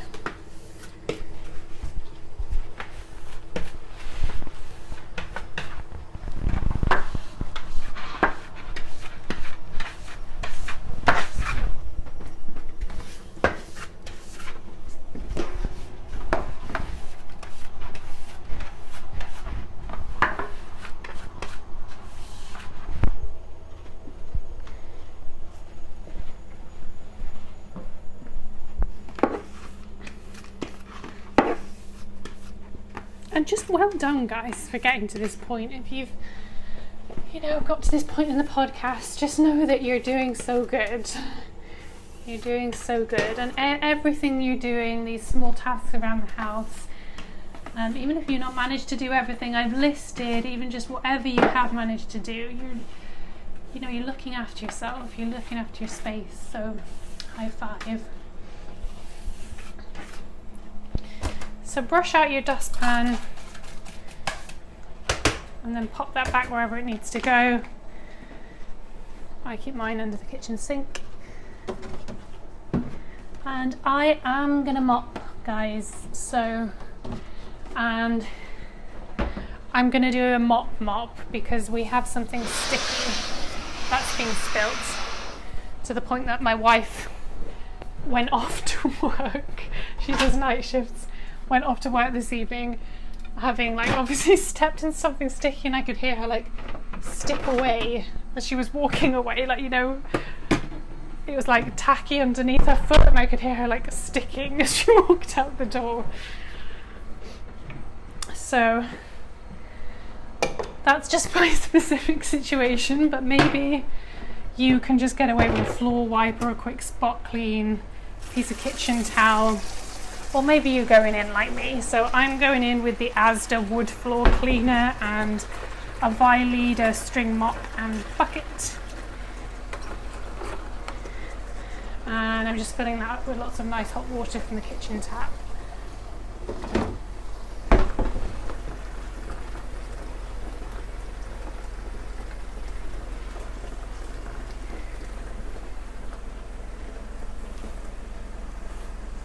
I've recently done a B&M haul of cleaning products, so I'm feeling pretty satisfied with my supply of things like different cleaners at the moment, which is good.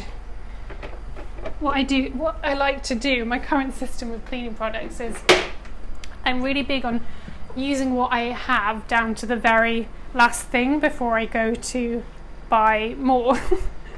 So I have a space for cleaning products underneath the kitchen sink, and I have a cleaning caddy in one of the bathrooms that holds more bathroom orientated products, and I wait until they get down to really the bare minimum, and then I will go to my shop of choice, which happens to be B&M for the last one, and I'll just go and then I'll buy kind of whatever sparks joy whatever I see and I think, oh, I'm intrigued, I'm interested. And I might also stock up on things like a new sponge, or haven't bought cleaning cloths in quite a while because I feel like they last quite a long time, but yeah, whatever we need.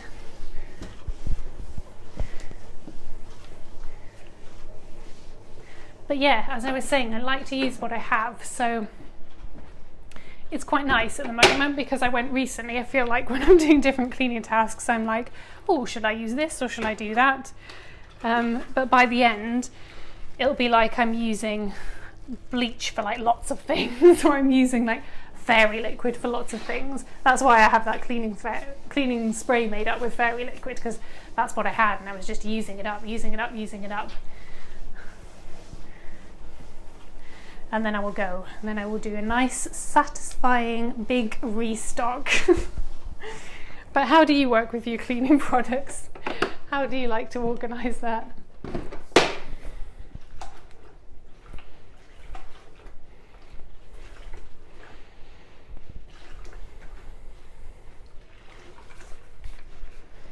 And I'm also quite interested in a lot of homemade recipes as well. So especially in lockdown, I got really into like cleaning the whole house with Castile soap and essential oils, vinegar. Like I'd really cut down on using like so many chemicals. I never totally cut out bleach because I felt like that was something I needed to keep on top of mold.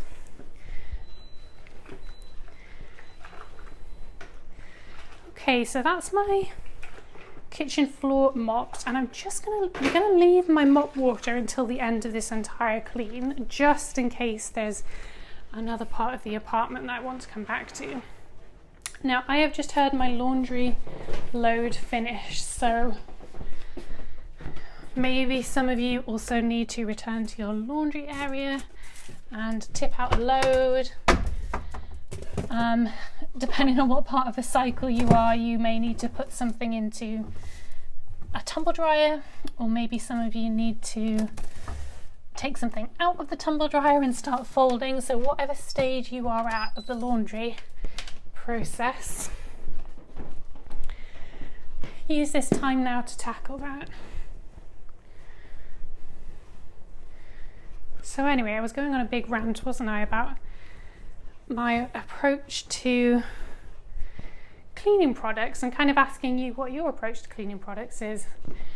I'm really into the idea of cleaning as aromatherapy, so especially when I was in the height of my ethical cleaning in lockdown, it was amazing. I'd made like loads of cleaning sprays out of Castile soap and lavender essential oil,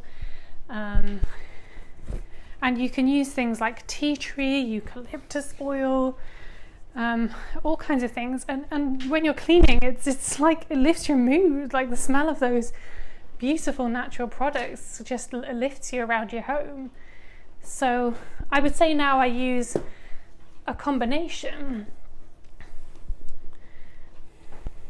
It just depends where I feel inspired or drawn to go for a cleaning shop. So because I've done a B&M haul most recently, next time I do a cleaning haul I might go to Holland & Barrett, and then I can stock up on an essential oil or two, and I could stock up on some Castile soap. That Dr. Bronner's lavender Castile soap is a game changer. So what's your favourite? What are your ride and dies? Have you been making any attempts to be more ethical with your approach to cleaning? What does that look like for you? Is this even something you care about at all? Maybe it isn't. Maybe this is a me thing. Except I don't think it's just a me thing. Clean Talk tells me it's not just a me thing. There are no unique experiences. That's what we're learning on TikTok, aren't we? If you're on there.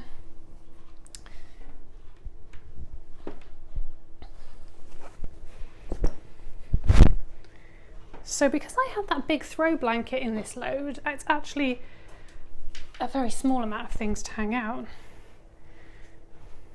Now sometimes after I've hung this out, I might reload and do another load. Now, even as I'm saying that, I'm a bit like, yeah, that's what you should do, Kat. I feel like my burst of energy is good and I'm going to be good to go for another laundry cycle. So we're doing it.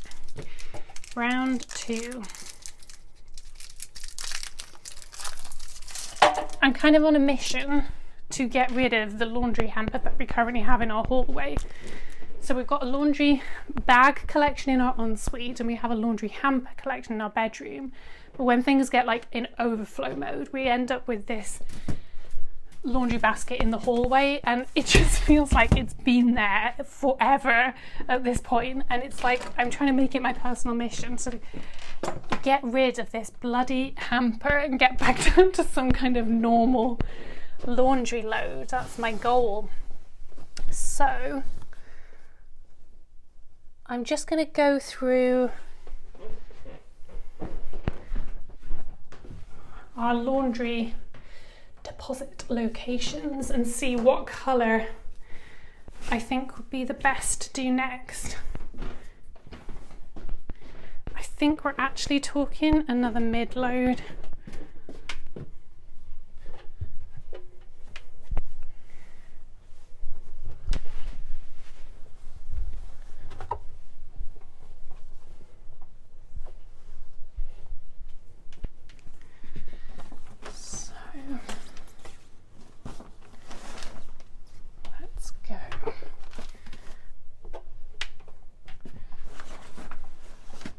And do you know what? This is actually a historic moment.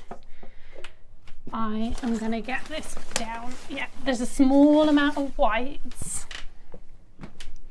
but I am going to decant those into the ensuite laundry bag because it's just a tiny small amount and it's going to mean I can pack down the hamper. Oh my God. How long have I wanted that hamper to die? We have done it. You have witnessed this historic event. So how's it going for you? I'm getting wrapped up in my own world here. Are you putting on another load? Are you tipping something into a tumble dryer? What are you doing right now?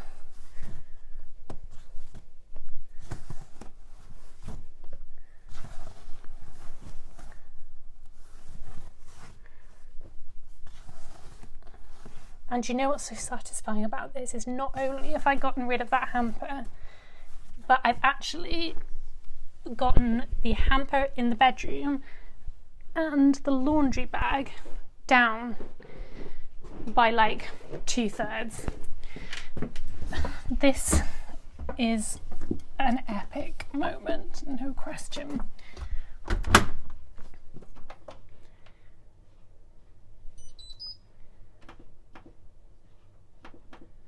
Okay, we're folding up the laundry hamper. Oh my God!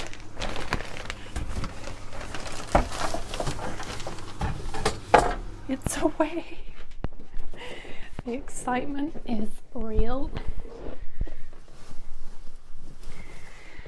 Okay, wow, I feel like I can't even quite fully process how big that is. Do you know what? This is such a historic moment.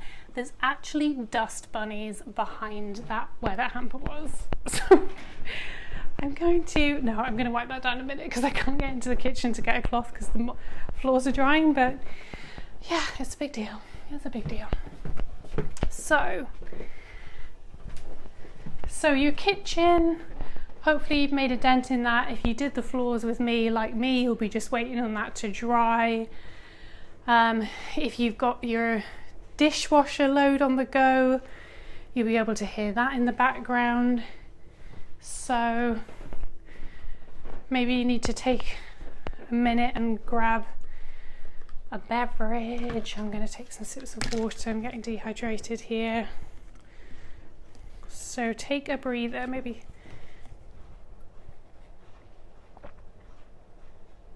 I was going to say maybe you need a snack, but you won't be able to get in the kitchen if you've mopped the floor.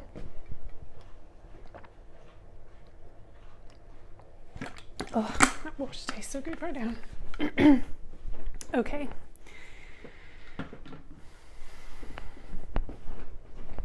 So we're going to do bedroom. Oh, I feel like I need to take a deep breath. So bedroom wise, where should we start? So let's start by putting away any clean laundry, because I dumped some clean laundry here earlier. So I've got clean towels, pillowcases and hand towels, which I'm going to put in the laundry cupboard.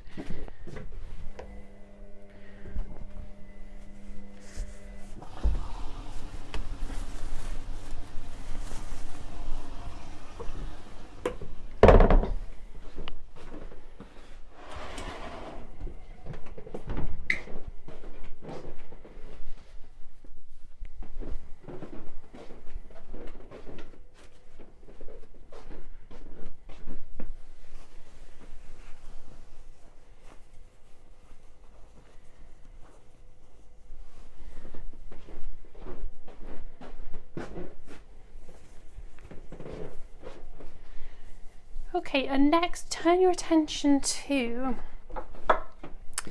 your bed, and everyone's going to be at different stages with this, so I'll run through the options. So are you currently airing your bed, or do you need to air your bed? In which case, roll back your covers, shake out your pillows, crack open the window, do what feels good. Do you need to change your sheets? That's me.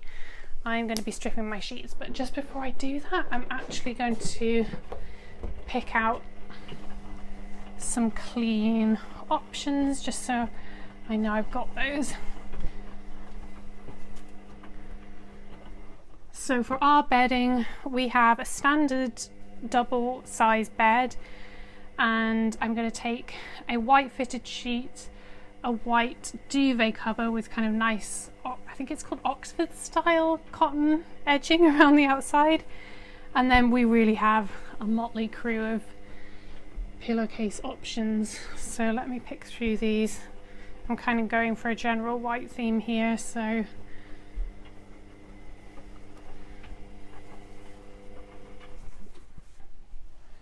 yeah, a couple of white kind of like hotel style, just the basic pillowcases. And I don't always have all of the pillowcases matching, but I'm going to try today. I'm in the mood to do that.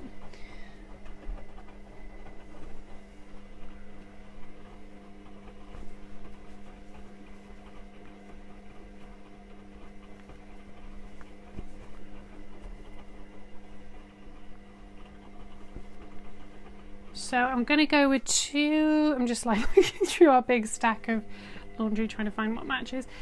So I'm going to go with two white pillowcases and two kind of white, grey and duck egg blue sort of check pillowcases.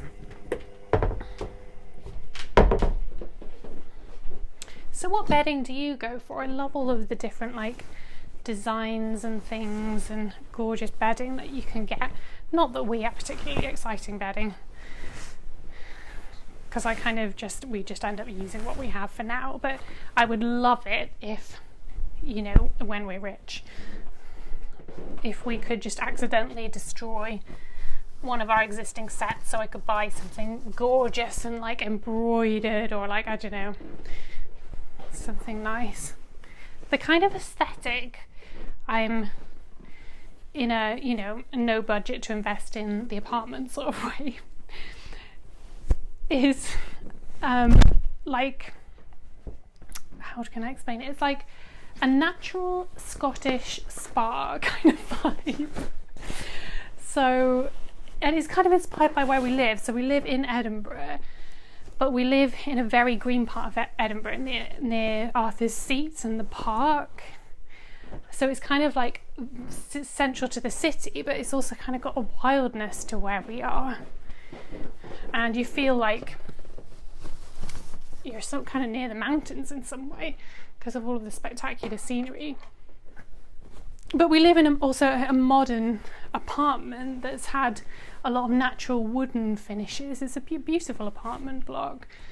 We're really lucky to live here. And it just has this very calm and serene feel to it, and we have a gorgeous balcony that overlooks Arthur's Seat, so it feels very connected with nature even though we're in the city. So I've always felt with this place it's been about bringing those greens and those natural wood and those stone colours and that kind of calming natural feel into the space, and I kind of feel like that fits with the aesthetic of the building as well. So if I was to get new bedding for this bed, I'd go for, I don't know, something that kind of almost looked like homemade, with maybe some like green and floral embroidery, but had that kind of like slightly spa-like finish as well. So like a crispness and I don't know, I have no idea what you would call that aesthetic, but like homemadey but still quite chic Scottish spa, natural vibes.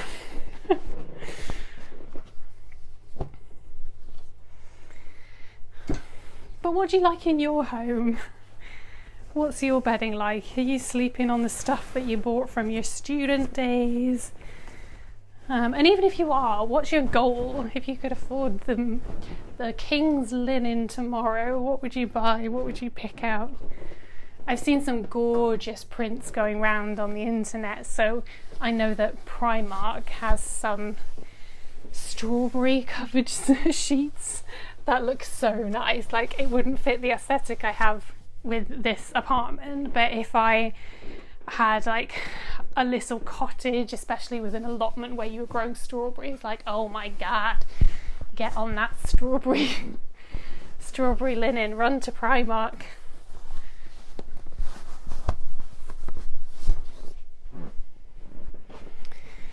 So how are you getting on? It's always a bit of a ball ache to be changing the bed sheets on your own if you're doing that like me.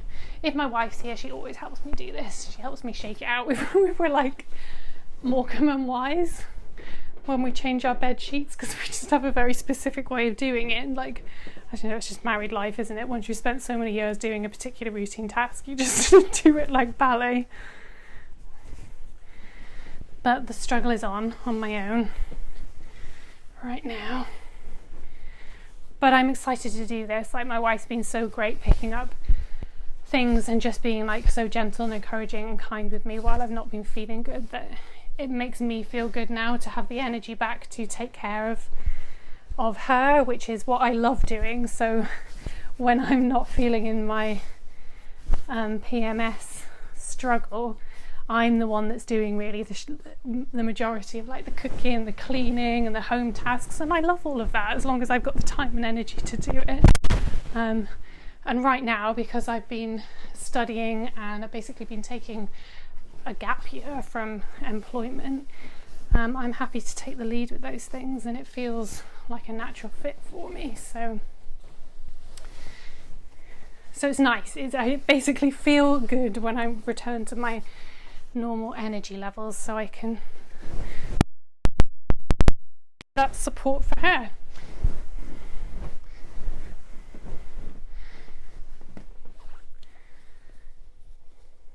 So I hope the sound quality is okay, because I feel like I'm probably repeatedly banging up against the microphone with shaking the sheets out. Sorry if that's the case.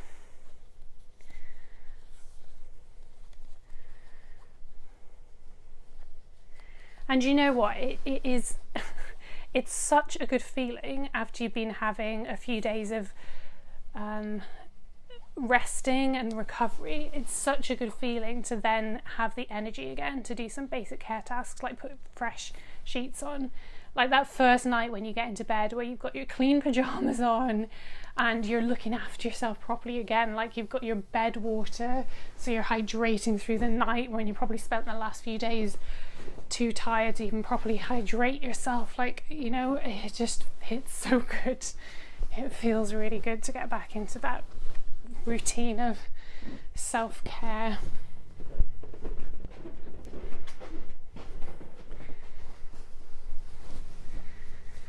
And the reality is, like, you know, today I'm talking about specific struggles that women have around hormones, and my goodness, is that a real thing? But the world feels like it's a struggle at this point. You know, we're all like chronically stressed out and probably chronically burnt out, for many of us, from jobs we don't even enjoy. And, you know, being a woman with that is, along with that, so having all of your hormonal challenges and trying to exist in that world, like, no wonder the rates of chronic illness are so high in women, you know. The cycle of male hormones runs with the sun, so it runs with a 24-hour period. The cycle of women's hormones is set to the moon, and we are running along a 28-day cycle. So the whole concept of the day-to-day 9 to 5 grind is at complete odds with a woman's natural state. And I just hope that over the next few years we see a rise in research into women's healthcare. I hope we see more investment into that. I hope we start to see changes at a structural level. I hope that we start to see women being more supported in the workplace. So there's so much that needs to change for women in the world. Like, it's just unreal. I could harp on about this subject for ages. But that said, women have a particular struggle, but I want to include everybody here, and it's really important to me that men also feel welcome to enjoy this space and enjoy this podcast. And really, the way the world is right now, it doesn't necessarily suit anybody, you know? I think we're all working too hard, and we're not connected to our bodies, we're not listening to our intuition, we're not listening to what our gut is telling us. And sometimes, even if we are, or we're trying to, we can't do that because the way the world is structured, and our situations, or our isolation, or it's you know, it's difficult. It's difficult. But I hope that we're all gradually moving to more of a place of more holistic living, where people's well-being is prioritized.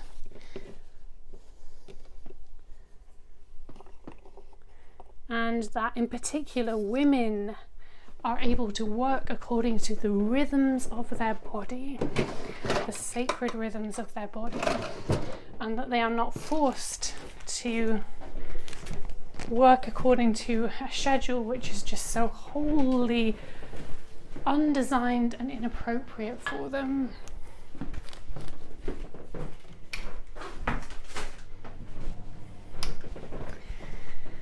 So, how's it going? My bed is made. I've even put the decorative cushions on. Oh, I just realised I've forgotten that my wife likes a third pillow, so I just need to grab another pillowcase for that. I think next I'm going to look at bedside tables. And what I can see is a tarot card that needs picking up, a mug, medication packets, snack wrappers.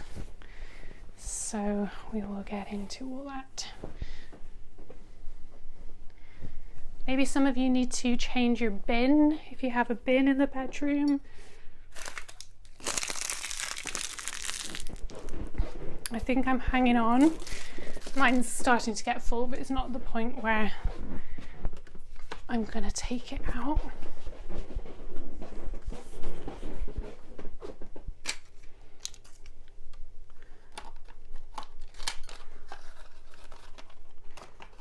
We do have a medicine cabinet, but my wife likes to have things like paracetamol, ibuprofen, and some other medication, like quite easy to hand if she needs it. So I'm just tidying those medication packets away into her caddy on her bedside table. And there's also specific medication where she really needs to see it so that she's reminded to take it. So that never gets tidied away. That is always left really visible right on her bedside table, so she can remember to take that.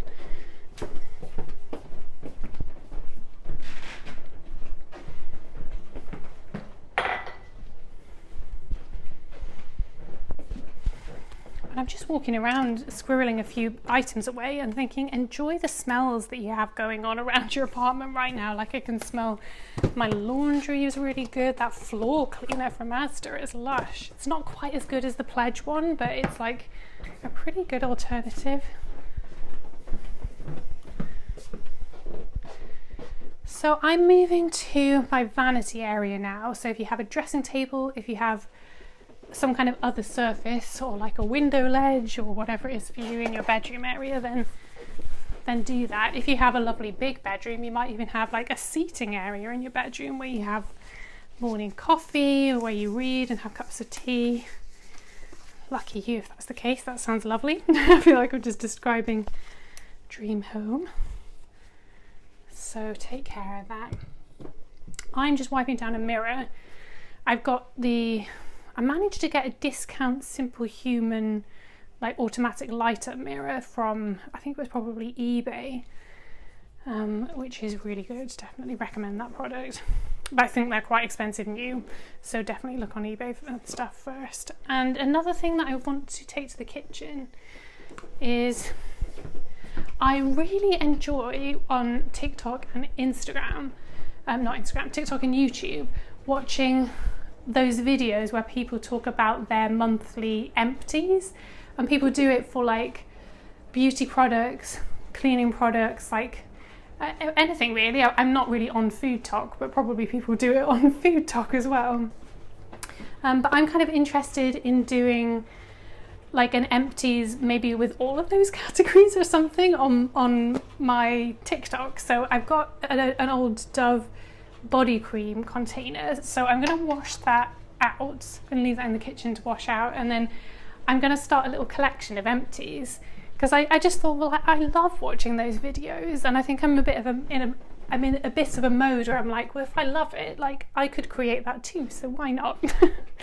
You know, I'm not some kind of polished content creator, but the beautiful thing about TikTok is it's just more authentic, isn't it, than other platforms? So you feel like you can just get on there and, you know, just contribute something. It's just fun, isn't it? It's just good fun. So we're about to move on from the bedroom. As always, if you're still working, don't panic. You don't have to move at my pace, but if you like moving at my pace, next you'll be coming with me to a bathroom. Ensuite if you have it, or this could be time to go to your main bathroom if that's your setup. So where will I start in here? So I'm definitely going to need some cleaning products in here. So I'm going to get my caddy of cleaning products from the other bathroom.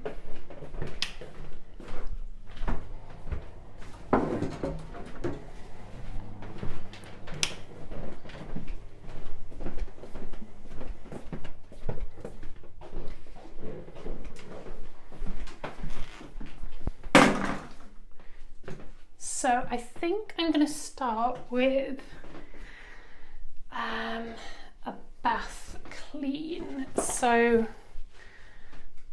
I've got soap scum to clean around the bath.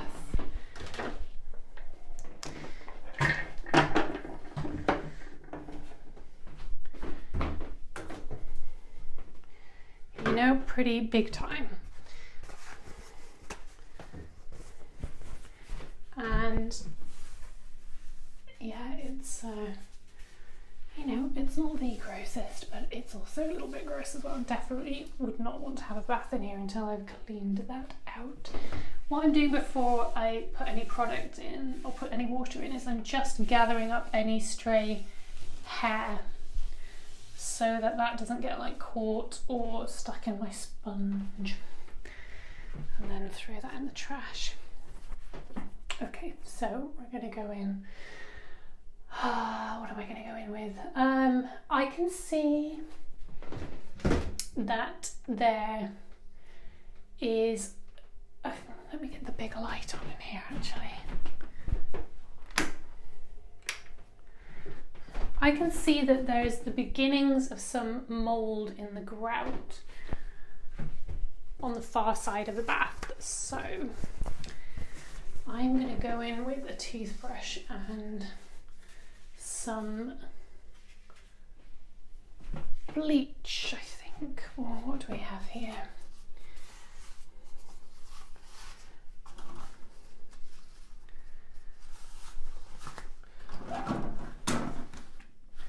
I'm going to go in with the Dettol Mold and Mildew Remover Spray.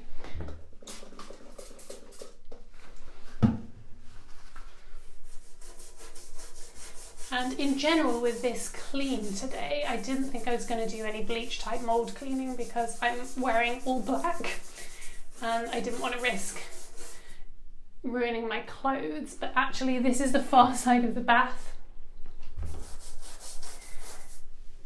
So I'm not actually near it.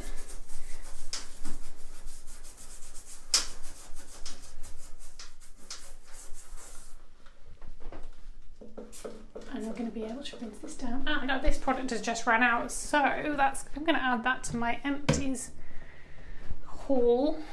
And I'm going to go in now with the Slip Bang Power Cleaner Black Mold Remover.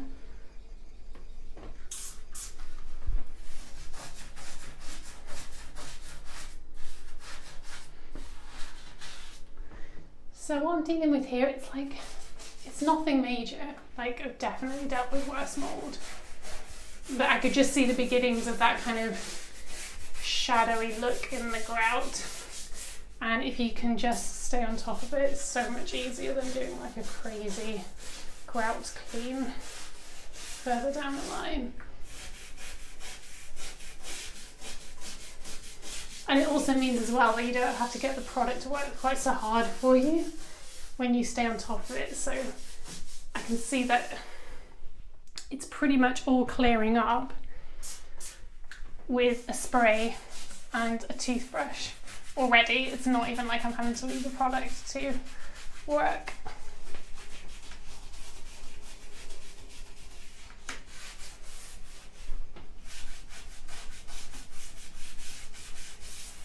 So maybe you're doing this too. If you are, good for you.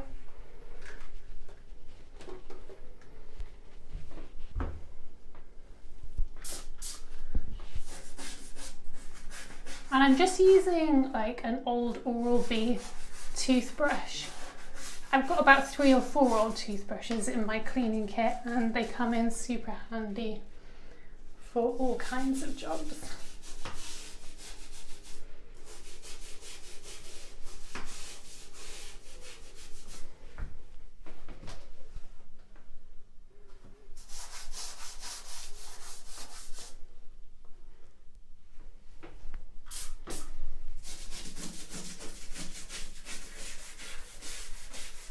So if you're not bleaching any grout, maybe you already started on your bath.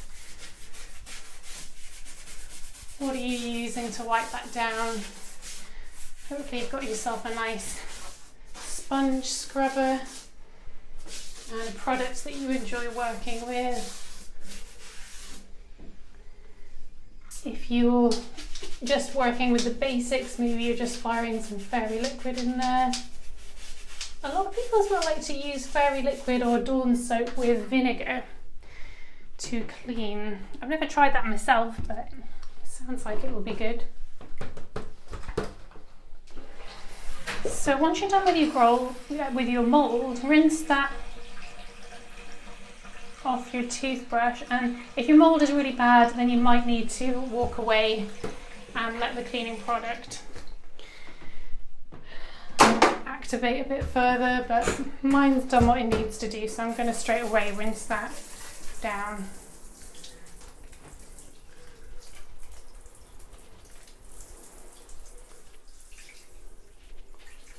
So I'm just we've got like a situation where the shower head is over the bath, so luckily I'm just able to rinse that down. But there is a higher bit of the tile where that's just not going to reach. So I'm going to moisten a microfiber cloth with some hot water and wipe away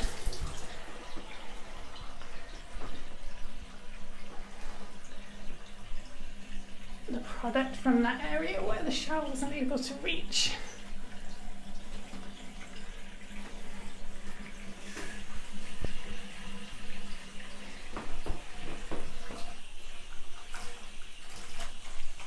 So next I'm going to get to work just scrubbing out the tub. So probably one of my favourite products for cleaning out a bathtub is actually a cream cleaner. Bloody love a cream cleaner.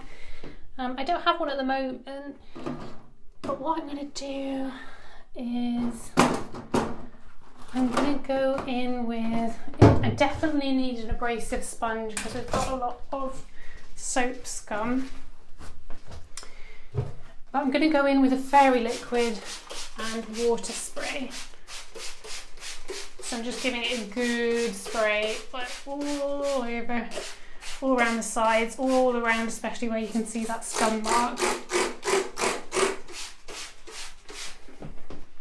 And then I'm going to go in with a Scrub Mommy, and I've got the Spring Edition Butterfly, which is cute. And the way I approach the bath is, first of all, I will wipe down the sides, the lip.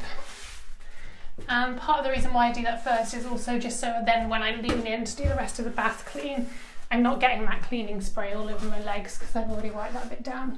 And then I go in and do the rest. Hopefully you're getting some good ASMR scrubbing sounds from this.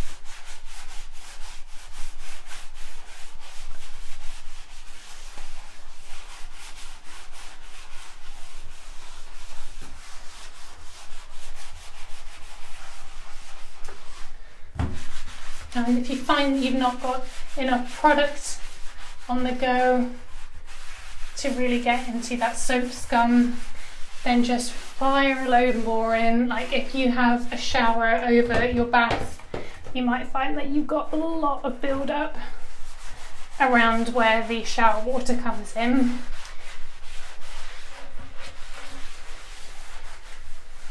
And for some of you who are in hard water areas, you may need to crank out some special lime scale products at this point. I've actually never lived anywhere with hard water. I think I've heard of a brand, not super knowledgeable, but I think there's a brand called Viacal.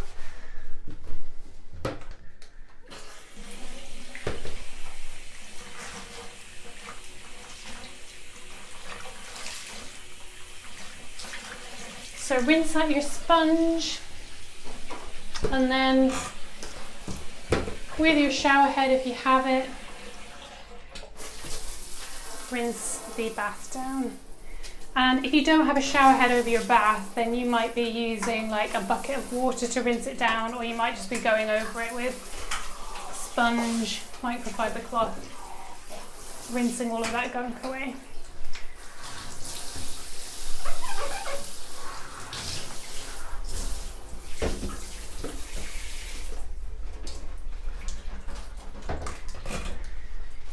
Okay, so I can see that there's a lot of like watermarks on my shower screen, and the chrome fittings in the shower need polishing, but it's just not that kind of clean today, and they're not doing any harm to anyone. The only thing I'm going to do is I am going to apply some black mold remover to the shower head, because I can see that that is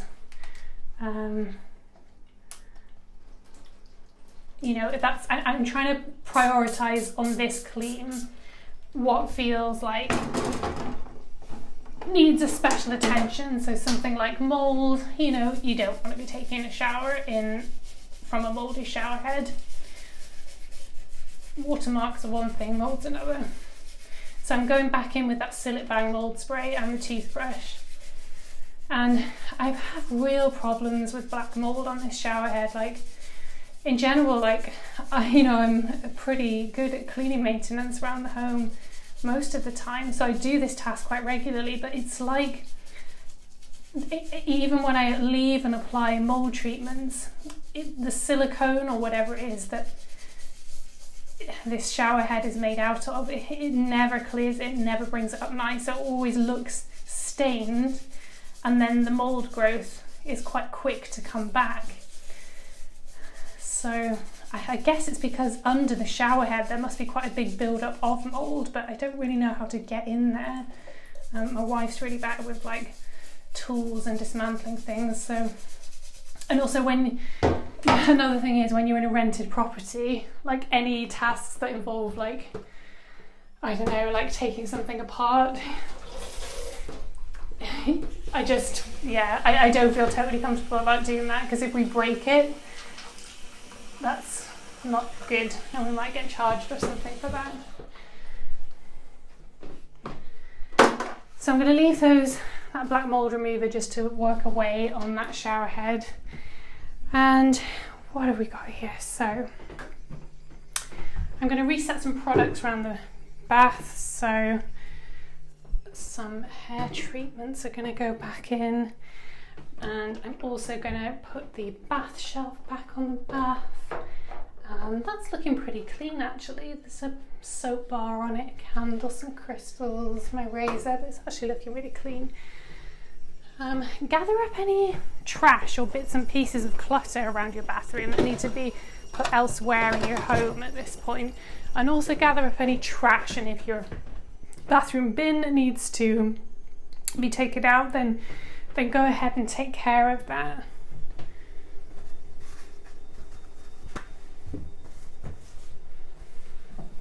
I think my bins are looking okay. It's about halfway full, but I'm not going to take it out. But what does need doing is I need to wipe down my mirror and sink. So I'm just removing the caddy and soap dish from the sink area, excuse me. And what I can also see is we use bar soap to wash our hands. And I can see that the end of the last bar soap, you always end up with these like little tiny chunks. They've just been left around the sink. And I put a nice new white bar out, but the remnants of the old one are still there. So I'm going to go in on the mirror and the sink with this fairy liquid and water spray, and on the mirror I'm going to use a microfiber cloth.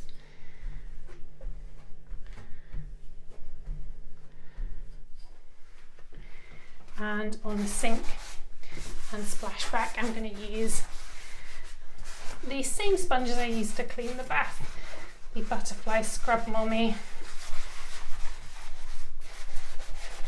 One product I'd love to try, which I haven't yet, from Scrub Daddy, because I love the brand, is I would really like to try their Power Paste. I saw an advert for it, or maybe it was a TikTok or something for it. It was a tangerine power paste I think they brought out. I don't know whether that's like the original design or a seasonal one that they have, but I thought, oh yeah, that sounds nice. I bet it smells really good as well. And also, I don't know the formula for the power paste, but a lot of those paste products, like Pink Stuff, they are actually quite natural when you look at their formulas. So from an ethical point of view, they can be quite a good option as well.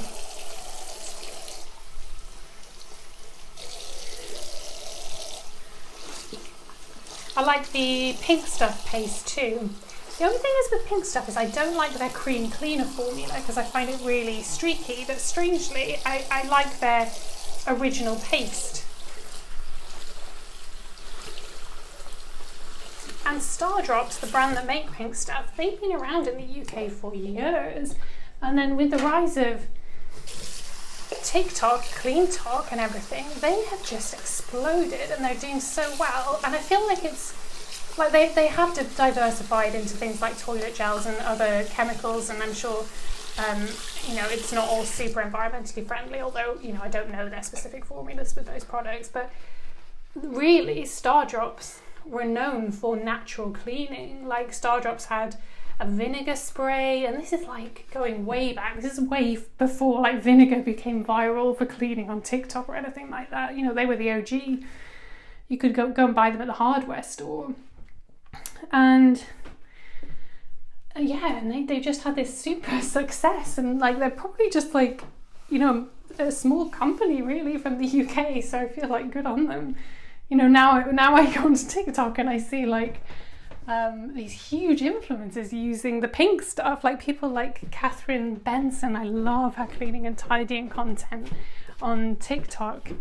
And Midwestern Mama, she's another one I follow, and I think I've seen her with pink stuff products as well, and it's nice. I feel happy for the guys at Stardrop. I think that's right, Stardrop's the name of the company. Okay, the sink is wiped down. I'm going back in with the cleaning caddy. I'm not going to be cleaning that caddy today because it kind of looks reasonable. What I am going to do is clean the soap dish, because I can see the remains of the old soap at the bottom of that soap dish. And this soap dish is a bit like hit and miss for me. It's nice because it's wooden, so it goes with that kind of like natural aesthetic I like for the flat, but it basically leaks like a wooden coloured liquid underneath it, so it's got 3 holes drilled in the bottom, and it's a beautiful product. It's probably made of like an olive wood or something, and I think it's been handmade. But yeah, these 3 holes that are drilled at the bottom means that it's good that it drains the soap, but the colour of the wood like leaches out from it, so every 2 to 3 days there's like a brown mark that comes out. It doesn't stain the sink or anything like that, and it's perfectly quick to wipe down, but I don't know, I feel like it isn't ideal. And I have another wooden soap dish in the other bathroom and it doesn't do that, so it's a bit annoying, but it is what it is. So what's next? I don't think I'm going to clean the toilet because I think that's kind of okay. I'm going to wipe down the scales because they look dusty. I'm going to use the microfiber cloth for that. The scales, we've got like electric scales that have like a glass top, so a bit like our cooker hood. I'm always looking at these scales thinking that needs a wipe.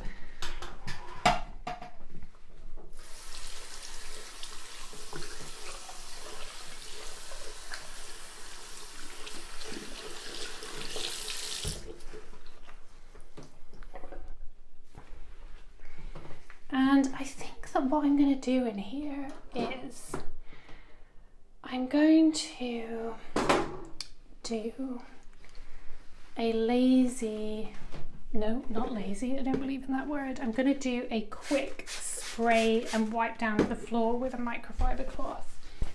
It's not a Hoover or a mop moment for me in here. So I'm just going to get on my hands and knees and do that, and then rinse that cloth as I go. And I'm just using this fairy spray, guys. It can be used all around the home, all manner of purposes. And actually, do you know something? Once in a while I feel like it's actually good to clean your floor on your hands and knees, because mops are great, but sometimes you don't, there's an element of like moving things around sometimes with a mop. Like, not totally, I do think they clean as well and they're good, but sometimes being on your hands and knees you can really kind of get in there, so it's quite satisfying. So I'm picking up a load of stuff here, but keep rinsing your cloth so you get all of those like hairs and like dust bunnies up.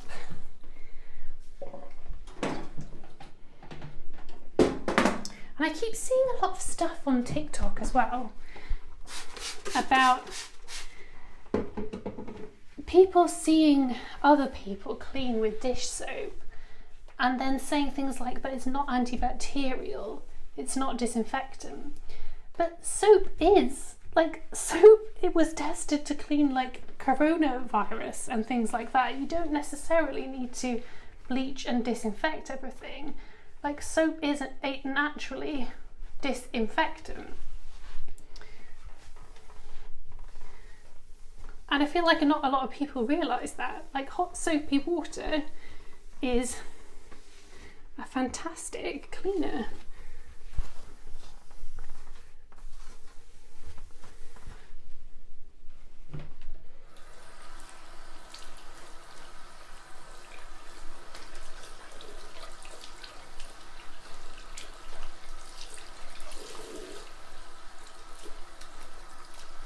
Like, I wouldn't have any issues with cleaning an entire toilet with fairy liquid, and I would have no concern that it wasn't clean and sanitary afterwards. No concern at all. I think maybe to a degree, like the cleaning product industry with the marketing of like products that are specifically antibacterial has made people like really anxious about cleaning, with the need to clean with things like disinfectant and bleach all the time, and it's really harmful to the environment. Like, these are strong chemicals. Like, I can't remember the science off the top of my head about how long disinfectant like stays around, but like I think it's quite scary. So the less we can use some of those more harsher products, the better. I think that's why, like things like the power pastes, it's a natural clay cleaner. They're really good,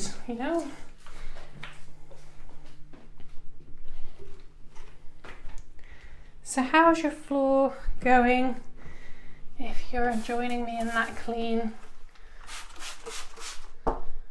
I think the worst thing about floors is just like, bloody hell, does my hair get everywhere? It's actually just beyond.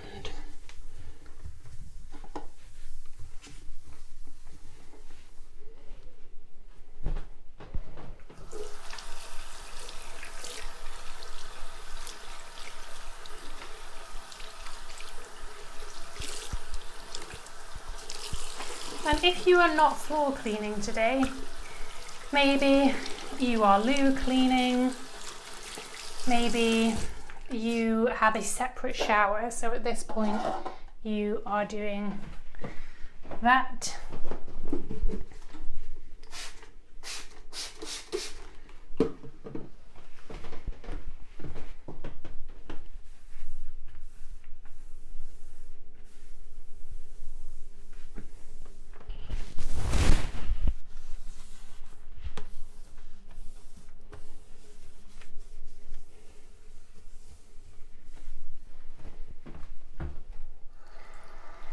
And again, if you're ahead of the game, use this moment to restock.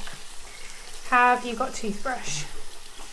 Do you need to chuck that toothbrush out and refresh it? Do you need to change the head on your electric toothbrush? Do you need to top up your toothpaste? Do you need hand lotion? Do you need shampoo, conditioner, shower gel, hand soap, bar or squeezy version? Do you have things like hand lotions that you need to top up? Maybe you could start collecting your empties for a TikTok video like me.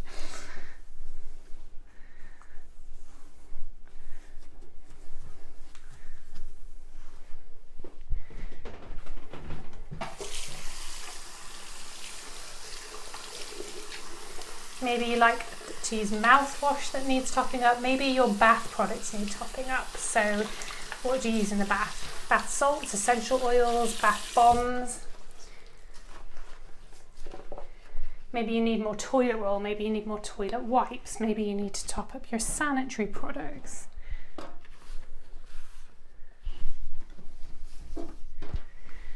So I'm having a look, and my restocking needs are toothpaste.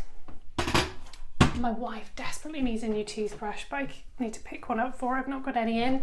So anything that you don't have in, add that to a little shopping list.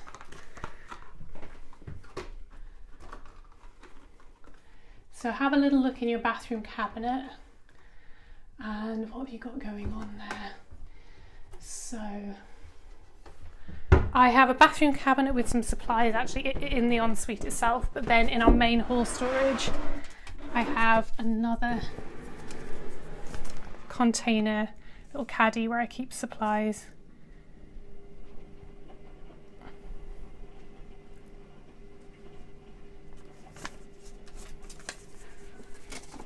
So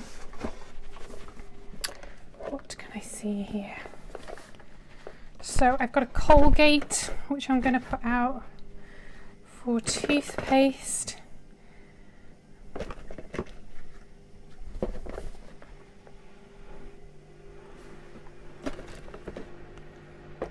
And everything else I have, the only thing I'm conscious of is that I don't have any more soap, any more hand soap. So once that bar of soap winds down, I will need to get more soap. And I know that in the main bathroom that the soap that we have in there is literally being torn to shreds. It's like a natural homemade soap, but it's so soft it's just disintegrating around the sink. So I'm gonna have to get some hand soap soon.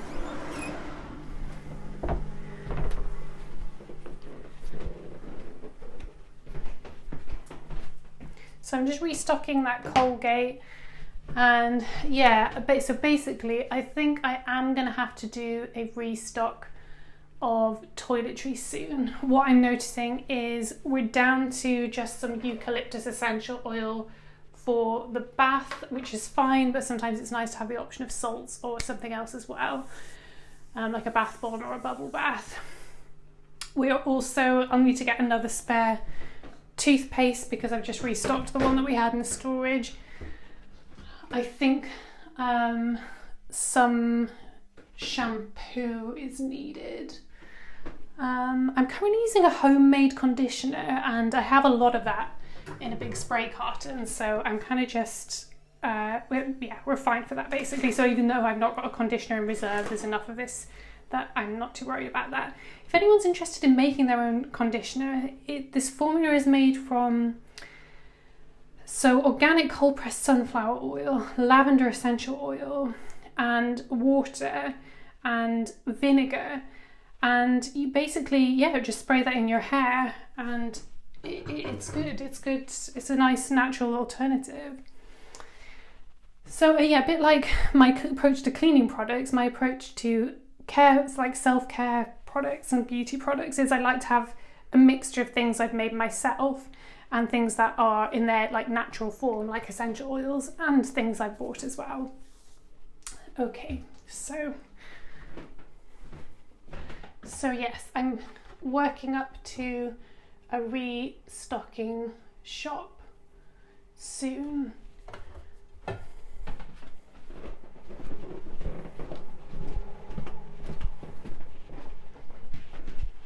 And so I don't forget what I've just said there, I'm actually just going to get a bit of paper and write that down.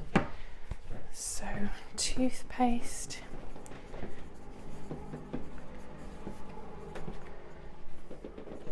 shampoo, hand soap, and we've got mouthwash and we've got spare mouthwash. We've got I've got plenty of essential oils, so I think it's bubble bath,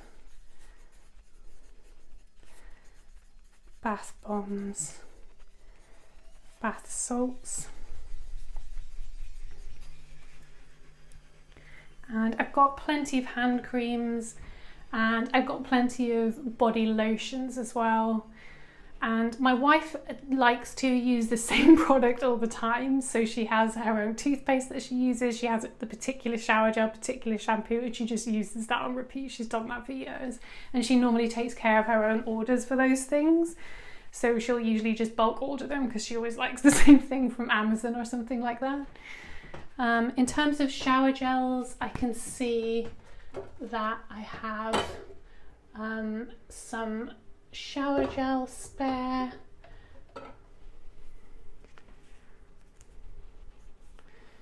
So yeah, I think that's all. I think that's everything I can think of. And if I think of anything else, I'll add that to the list. So I've got toothpaste, shampoo, hand soap, bubble bath, bath bombs, and bath salts. So what's on your list? Okay, so for anybody who joined me in bleaching their shower head back there now and rinse away that chemical, because that's had a few minutes to get to work. And I can see that's made a bit of difference on mine actually, that's pretty good. And make sure you rinse away any of that chemical residue that's gotten on the bottom of your bath or shower tray, so you're not stepping in that or sitting in that next time you use the space.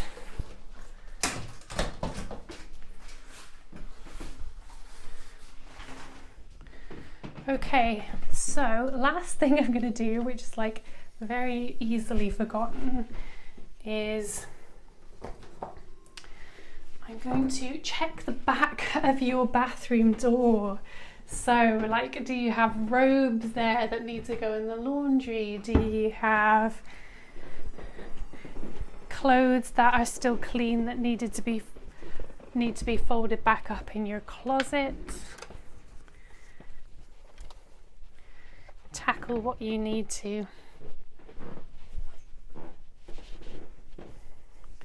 So for me, I've got a bra, I've got a t-shirt and a jumper that are all good to be folded back into my closet.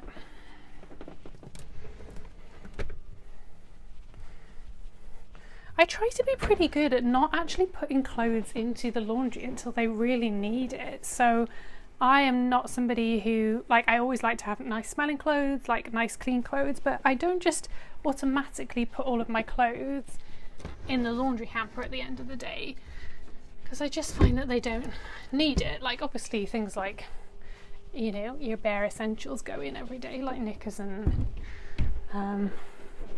socks. But yeah, it's good, like all these little things that you can do that just are a bit more eco-friendly around the home. I think it's a really good thing. So this is your last chance now, looking around the bathroom. If you're working at my pace, tend to anything else that you need to. Take a breather if you need to. If you need to pause this video and get a snack and sit down, take care of yourself, do that too. If you're on your period and you need to go and, you know, sort yourself out in the bathroom, do that. Protect yourself against leaks. Okay. So we're moving now to the other bathroom. So if you do not have two bathrooms, choose another room in your home. So this could be a spare room if you're not the kind of person who ignores the spare room like me. It could be a child's bedroom. It could be an office. It could be a garden room, like a conservatory. You know, all these like different spaces that people have. So what's unique to your home? So if you are working, whatever room you're working in, start by picking stuff off the floor.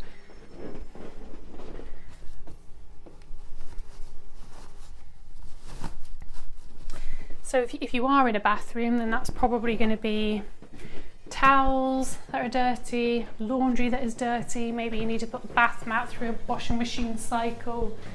I'm not. I think my bath mat just needs to be picked up and hung out on the rail. Maybe your trash can is overflowing, so maybe you have bits of trash that are literally being thrown around the bin but not placed in the bin, and you could just tend to that now. What else do we have going on here?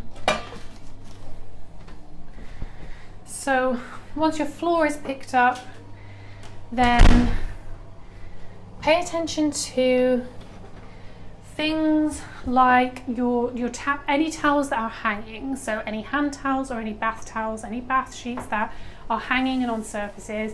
This applies to any clothes as well. If they need washing, take them to the laundry. And then replenish what you need to. So I'm taking out the hand towel because that's definitely overdue a replacement, and then placing a lovely fresh laundered one out. Now what I'm going to do first in here is wipe down the sink, and I've already explained we have a really kind of quite gross looking soap situation in here, but I haven't got a replacement to do anything about that. So we're going to have to keep using those soap scraps until I have a replacement. But what I can do in the meantime is wash out all of those soap bits that have actually ended up in the sink. So I'm wiping down the mirror. I'm not doing a whole mirror wipe down. So what I usually find is that the area just behind the sink gets splashes and not the top. So I'm not doing a whole mirror wipe down, I'm just spot cleaning it. And then I'm going in, giving everything a good scrub. Same again, same fairy liquid solution with the Scrub Mommy. And our sink is just like a pretty standard ceramic one, I think, and we have chrome fittings. But obviously people have all sorts of different fittings. I was even watching online today somebody who had a copper surround to their sink, which takes a very particular type of maintenance, because you need to get a type of Ortisol or a barkeeper's friend to clean that up. So know your home, know what products you need, and go and grab those now. If you are not working in a second bathroom, just keep working away on that pickup. So if there's any laundry in your space, prioritise get things off the floor first, and then get things off surfaces. Take them where they need to go around the house, organise things, and pick up. And then once you're done picking up, just take a look around, do a quick visual, and ask yourself what needs cleaning in there today. Do you need to dust? Do you need to spray, wipe? Does a window need some attention? Do you need to dust? Have I already said that? Do you need to spot wipe the floor? Or do you need to go all in and get the vacuum going if it's not 11 o'clock at night or something like me? I don't even know, I've lost track of time. Okay, that is the sink wiped down, and I'm just going to pop things back on there. We've got a reed diffuser, and sadly I'm just going to have to return our sad soap dish until I have something better. So next, pick up any recycling. So that could be in the form of toilet rolls, and it could be in the form of any empties from your shower.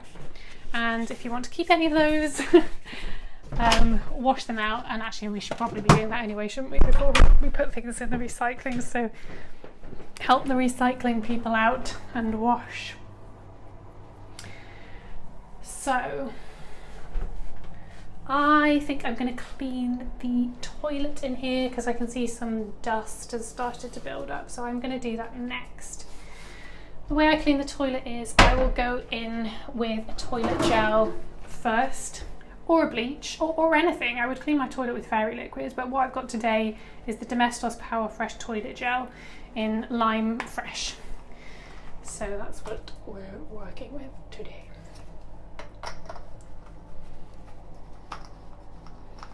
And spray that around the bowl, and then I clean the rest of the outside of the toilet while I allow that chemical to get to work. And I clean the outside of the toilet with that fairy liquid spray. And I spray the whole of the toilet seat all over, like the rim and everything, give it a good spray. And then I go back in with toilet roll to wipe it down. So this is the only part of my clean where, for sanitary reasons, I just don't like to use cloths. So I have no problem, and I don't think it's unsanitary to use cloths. I think it's just me and like how I personally like to do it. So obviously if you're wiping, cleaning your toilet and then disinfecting and sterilizing your cloths, that's perfectly sanitary. But it's the psychological element for me with the toilet, and that's the quirk I have. So I spray it all down, and then I clean it with toilet paper, and then what I do is I throw that toilet paper into the toilet bowl. And I've actually just realised I've slightly done this the wrong way round, because normally I would scrub that toilet gel. Yes, I would do that. I've just realised I've done it the wrong way around. I would scrub the toilet gel straight after I put it in, but then not flush it, and then I would add these paper towels, because obviously you don't want to be getting your brush in there with paper towels because it would just get all clogged up. So yeah, silly me, I've done that the wrong way around, but that's fine. You can do it twice today. So keep working around. The best thing to use, I find, with this method of cleaning your toilet is you do need a toilet roll that is relatively sturdy. So my favourite brand is Cashel, because that doesn't break up quite so easily as Andrex. Like, it's not as good to do this cleaning method with something like an Andrex. But toilet rolls are so bloody expensive.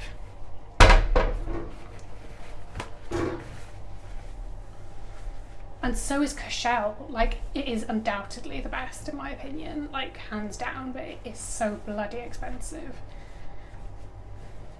To the point that even though I know that that's my favourite choice, sometimes I'm just like, no, we're not doing this, and then I will just buy like a supermarket brand.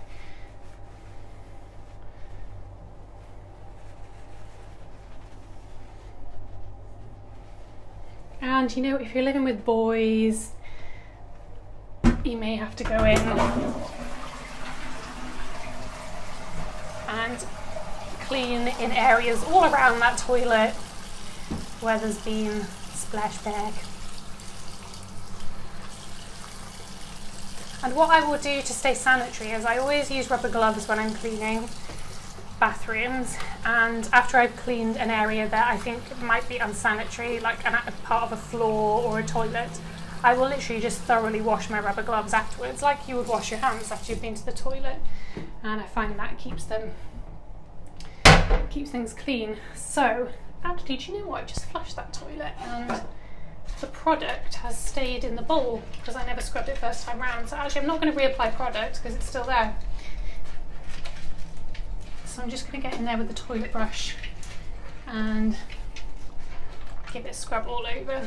The bit that I also use the brush on is the kind of outer lip that's still on the inside of the toilet. I hope that makes sense to describe. I will just scrub that down. And now I will just leave that to do what it needs to do. And I will not flush it immediately. And just go in and wash my hands again because I just touched the toilet brush.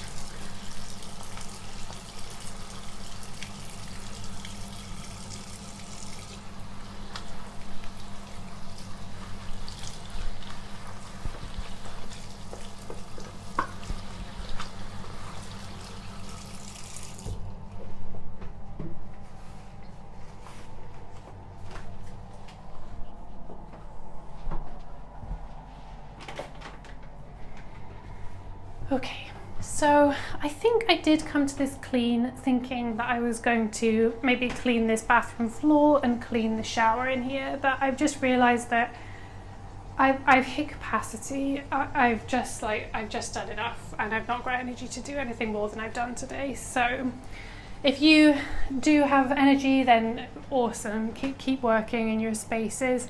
But just know when to call it quits. Like, don't push your body beyond what it needs to do. So I'm just doing a final wraparound to tell you, like, summarize what's going on with me. So my dishwasher cycle is finished. So I've opened the door for the dishwasher and I'm just letting that air out, let the steam out, and then that will steam dry. My kitchen floor is now dried, so I can tip out. I don't want to mop anywhere else in the apartment, so I'm going to tip out the mop water. I'm going to return the kitchen bin to the kitchen because the floor is now dry. I'm going to return my cleaning caddy to where it goes and put away all my cleaning products. My second washing machine cycle is still on the go, but it's only got 2 minutes to go, so that's really good timing that I suddenly felt like I want to call it quits. So I'll hang that out in a minute. and that's it. And all of the other spaces have just had such a good facelift. And you know, I'll probably, because I've had a bit more energy today, probably tomorrow I'll have some energy to pick up the things that I've not done today, so all is good. So I hope that's felt okay with you. I hope that's been like a reasonably therapeutic clean for you. Just well done on whatever you've managed to do, and especially if you've stayed around to get to this point in the podcast. And yeah, I will see you soon for more themed cleaning sessions. See you soon.